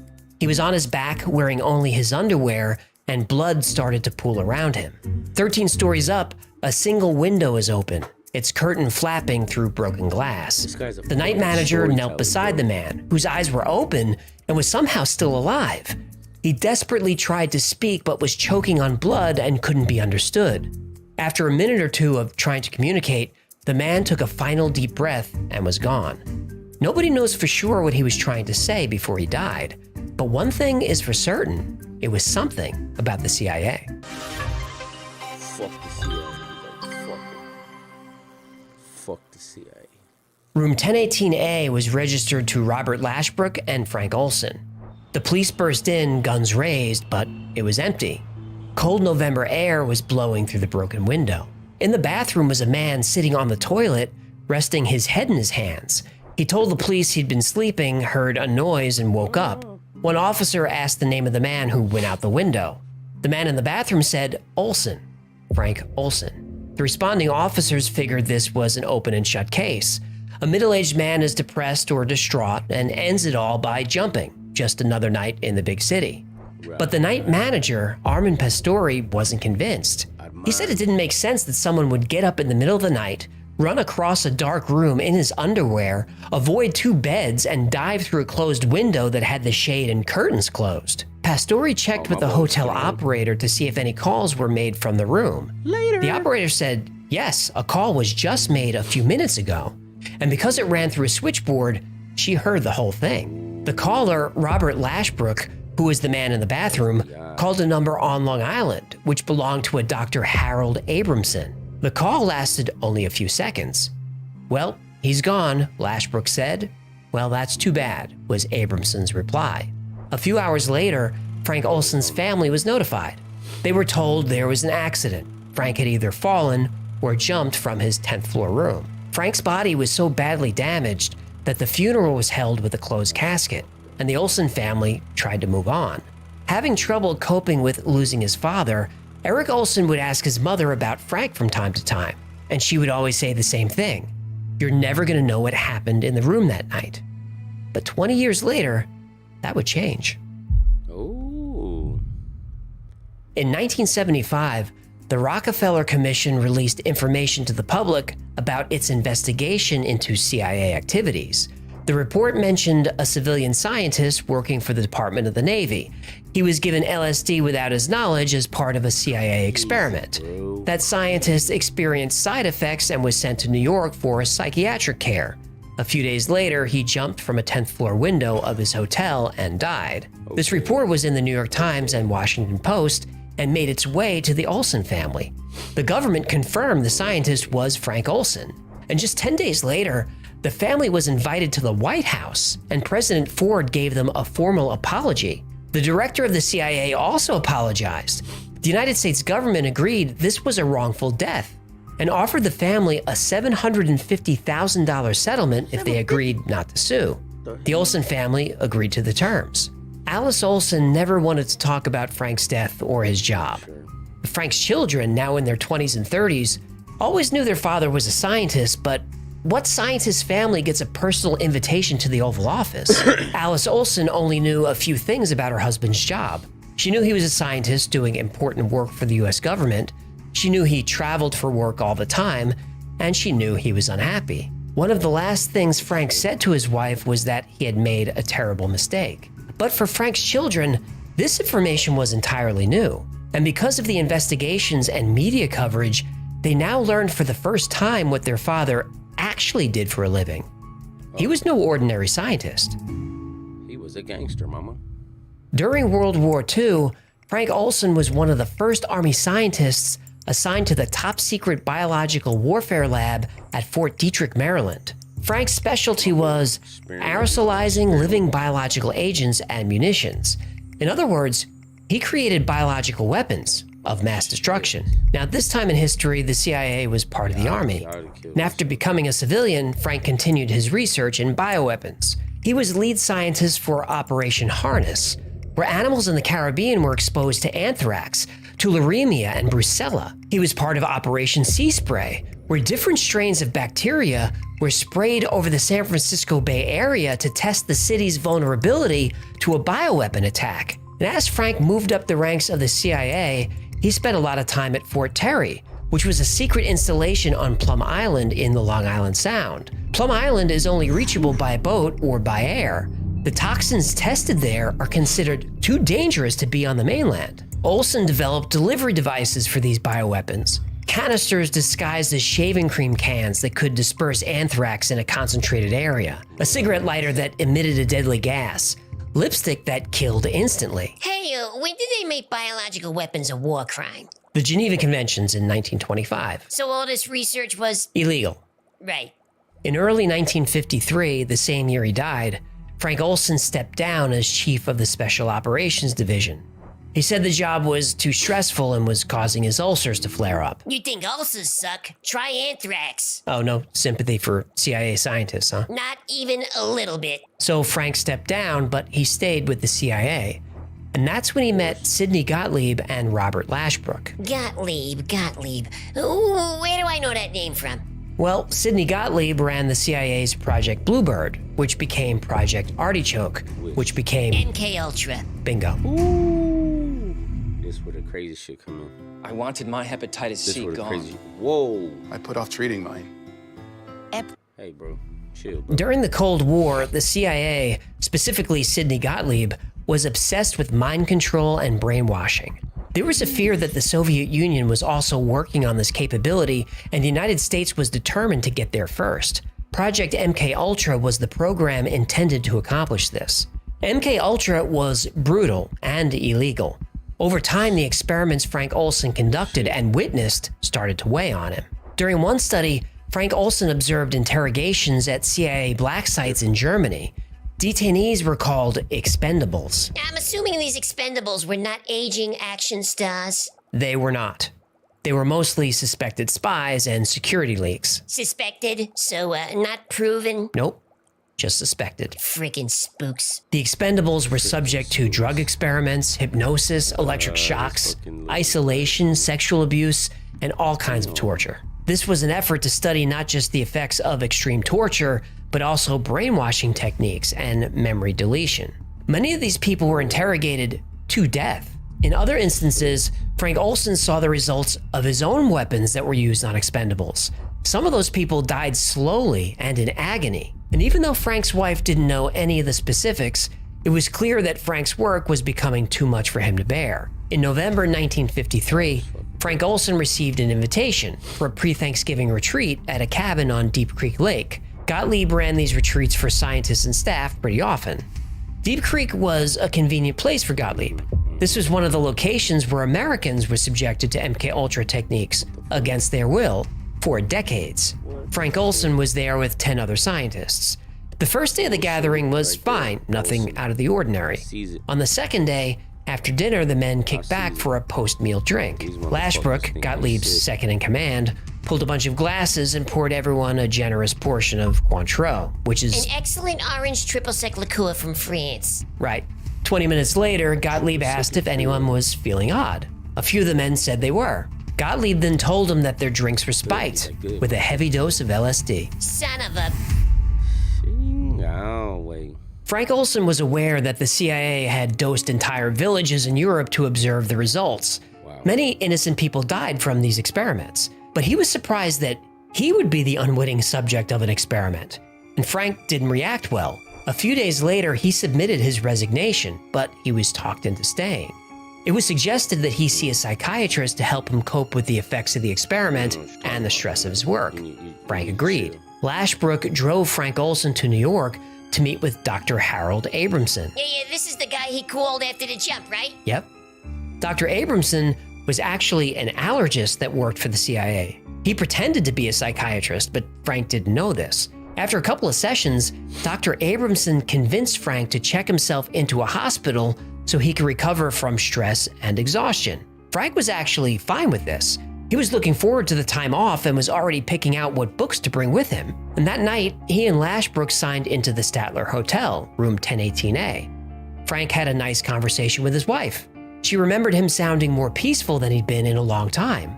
He watched a little TV and went to bed. At 2:30 a.m., he was dead on the street below the window. Over the next 12 hours, a cleanup and a cover-up by the CIA ensued. The police investigation was quickly closed. Frank Olson's family was told he died from jumping or falling out a window. About 20 years later, more details about MK-Ultra emerged, and the Olson family received a settlement.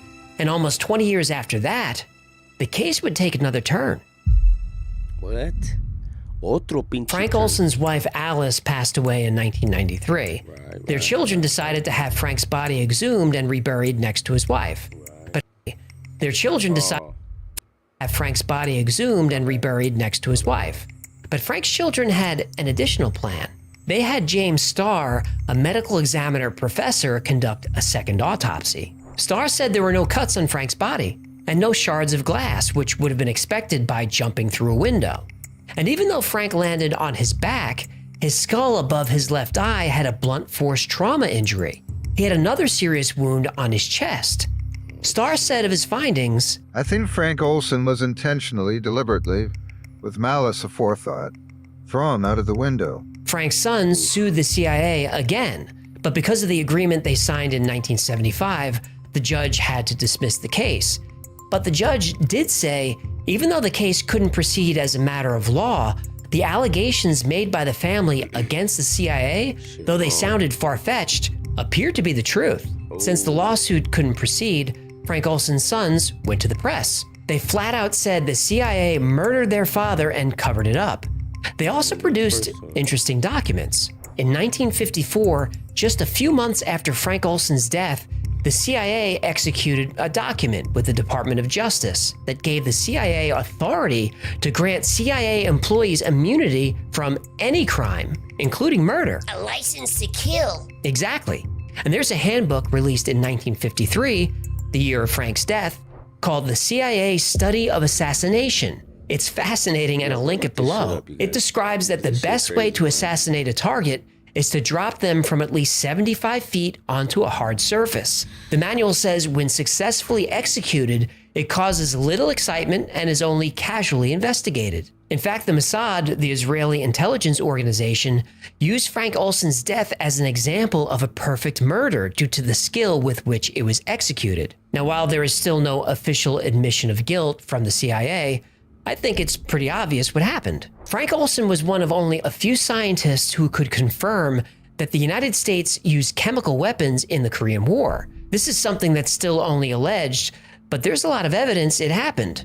Korean and Chinese soldiers were suddenly coming down with cases of cholera, meningitis, and even plague. It's possible Frank Olson was directly involved in deploying these illegal weapons. Frank Olson was one of only a dozen or so people on Earth who knew the extent of MKUltra and other secret and illegal CIA operations. Frank Olson was a man who committed, or at least was part of projects that committed atrocities around the world.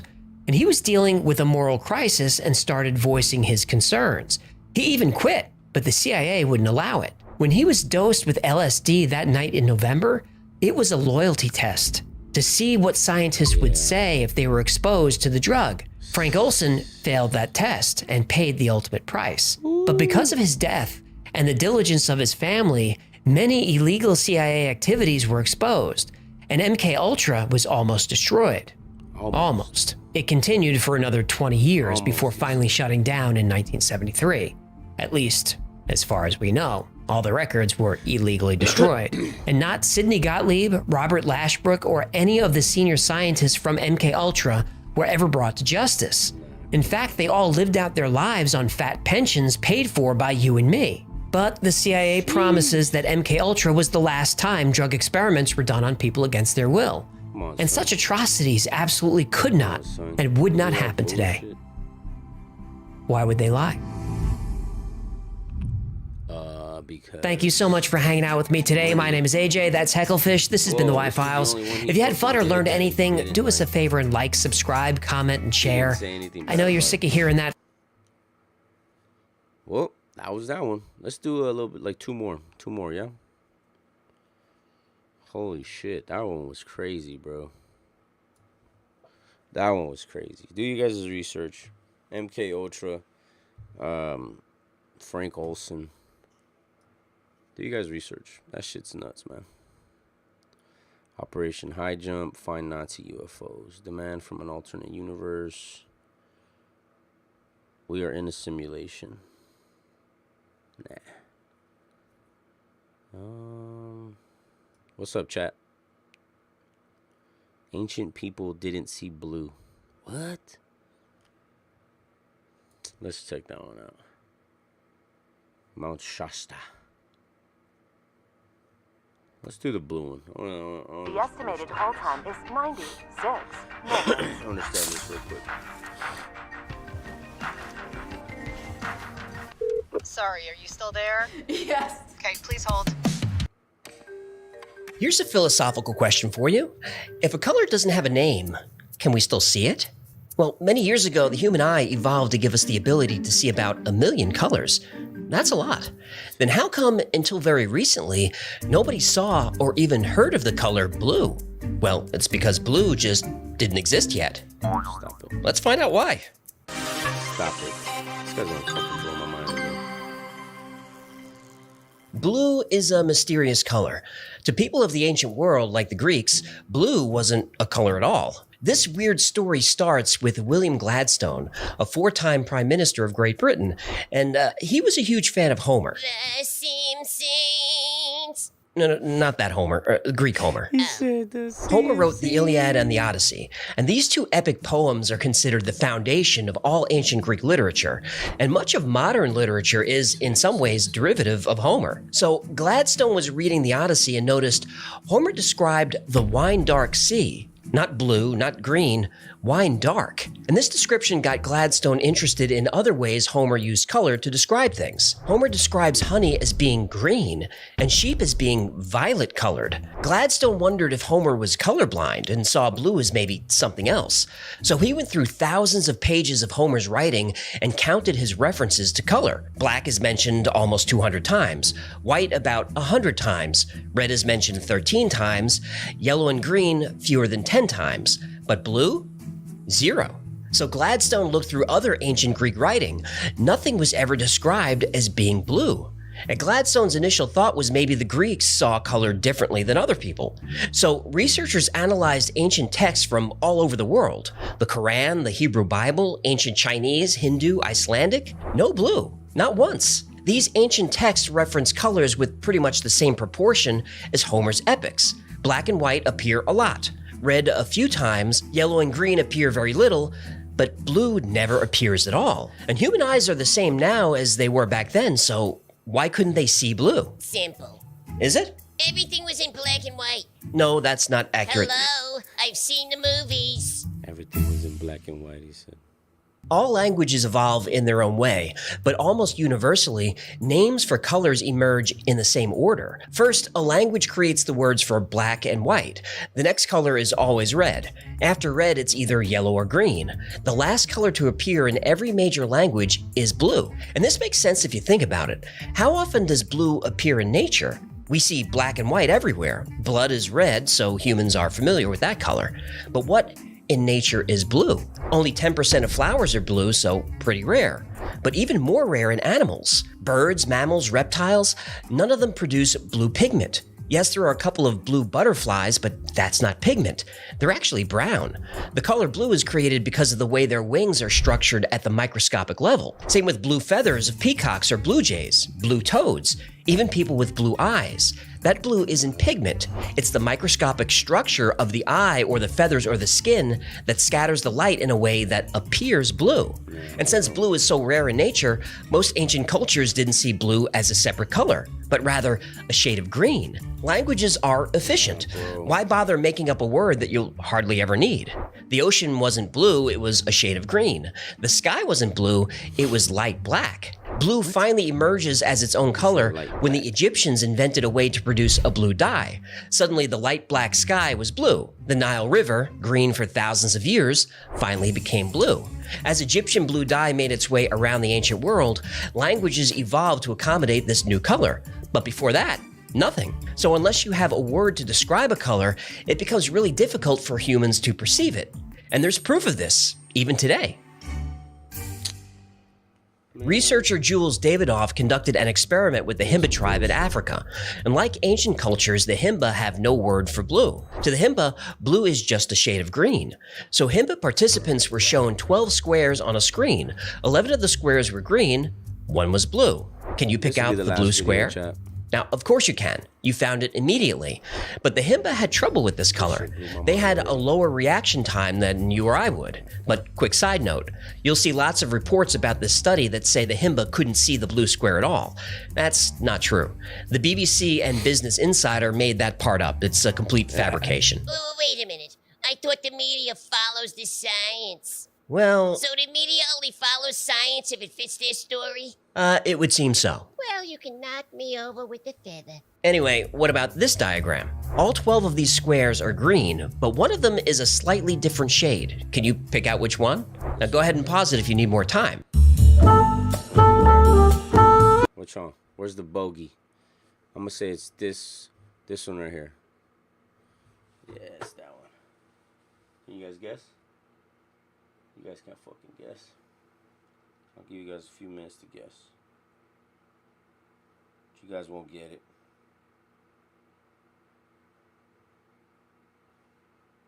Fuck, just cut this fool. Could you find it? This square is slightly lighter than the others, and most of us can't see any difference. If we study the colors and try to really focus, we might get it, but it's not easy. But the Himba, they saw this different green as easily as we found the blue square. The Himba don't just have one word for green, they have unique words and whole categories of words for many shades of green. Because of this, the Himba people are already primed to recognize them. Now, since they don't have a word for blue, they know it's different, but they can't really explain why. Here's another test. What color is this? Pink? Right. This is easy because we have a name for this color, but the word pink doesn't appear in English until about the 13th century. Before then, pink was red. A lighter shade of red, sure, but still just red. And if you tell someone an object is light red without being more specific, that color will be different for everybody. And scientists have learned that until a word is created to describe a color, people have a difficult time defining it. We now have mint green, forest green, Kelly green, and I'm sure art students and Crayola junkies can name a bunch more. But before these words existed, these colors were difficult to describe. Isaac Newton famously discovered the color spectrum, which is what colors? Righty, Piv. Right. But where does red end and orange start? What color is indigo? Is it dark blue or is it closer to violet? Isaac Newton himself had trouble separating the bands. He initially thought there were 11 unique colors, but then he thought maybe just 5. But a week has 7 days and there are 7 tonal notes in a musical octave, and Pythagoras thought 7 was a magical number, so Newton said, F it, let's call it 7 colors. In modern science, we measure colors in nanometers, so we could say with precision that pure yellow is 580 nanometers. But Newton didn't use wavelengths, he just eyeballed it. That's not very scientific. It's not. Oh, Newton would have been a good journalist. I see what you did there. So if people require a color to have a name in order to quote-unquote see it, are there unnamed colors visible to the human eye that we haven't yet discovered? It sounds crazy, but yes, there are. I actually switched from Chrome to See what I'm Opera saying? GX a while ago just because I was so Guys, tired of just Chrome fucking- being the absurd resource hog that Yeah, that's what's up. That's what's up, bro. Human vision is trichromatic. This means we have 3 different photoreceptors in our eyes that detect color, called cones. We have cones for red, green, and blue, and every color we see is a combination of these. And this allows us to see about 1 million different colors. And people who are colorblind only have 2 functioning cone cells, which lets them only see about 10,000 shades. This is dichromatic vision, and most mammals are dichromats. But a few years ago, a doctor in northern England was found to have 4 types of cone cells. So her vision isn't trichromatic, it's tetrachromatic. This means she doesn't just see 1 million colors, she can distinguish up to 100 million different colors. Ooh, so she's like a superhero with the supervision? Well, yeah, at first scientists thought this was really rare, but then they started investigating the phenomenon. And they found something interesting in the genetics of colorblind people. Colorblind men have 2 normal cone cells and 1 mutant cone that's less sensitive to either red or green light. But the mothers and daughters of colorblind men had 1 mutant cone in addition to 3 normal cones. About 1 in 12 men are colorblind, so about 8% of them. Based on this statistic, around 12% of the entire female population should be tetrachromatic, with the ability to see 100 million colors, 100 times more than the rest of us. So where are all these women? And what extra 99 million colors do they see? Well, they don't even know they have access to these colors. Just like the ancient people weren't primed to see blue as its own color, women with tetrachromatic vision haven't been primed to see all these new colors. So one tetrachromatic woman was given a vision test, and she was shown a sequence of colors in rapid succession. And people with normal vision see these colors as identical. But this woman was able to see the subtle differences. Her brain was primed to make her aware that some of the colors she was going to see could be different, and she was able to pick out these small changes instantly and accurately. So what do these colors look like to the rest of us? Well, there's no way to describe it. Here's a quick thought experiment. How do you describe color to someone who's been born blind? Okay, I got one. Orange is like a warm summer's day. A gentle breeze rustles the pussy willows. You can smell the honeysuckle. In the distance, the warble of a meadowlark. Gotcha, sir. What are you doing, writing a haiku? I was being rhetorical. Oh, right. Yeah, colors are hard to describe.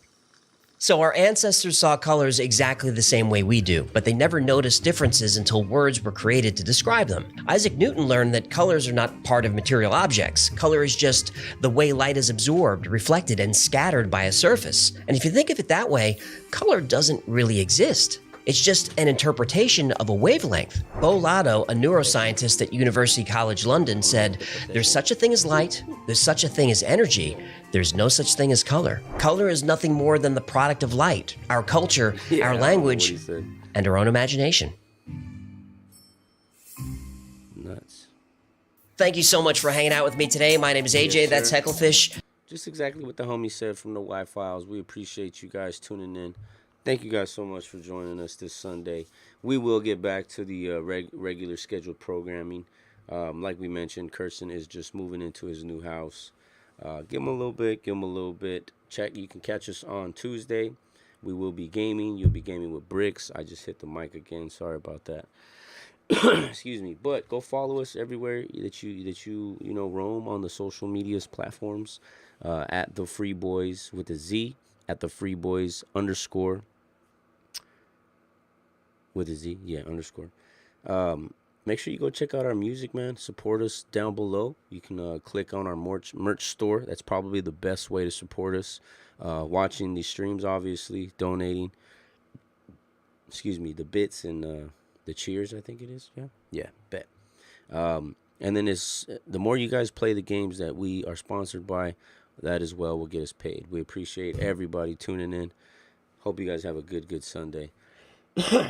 Rest of your good Sunday. You got about 4 minutes left on your Sunday. So go smoke one up, roll one up, do what you got to do. Appreciate everybody. And have a good night. Just,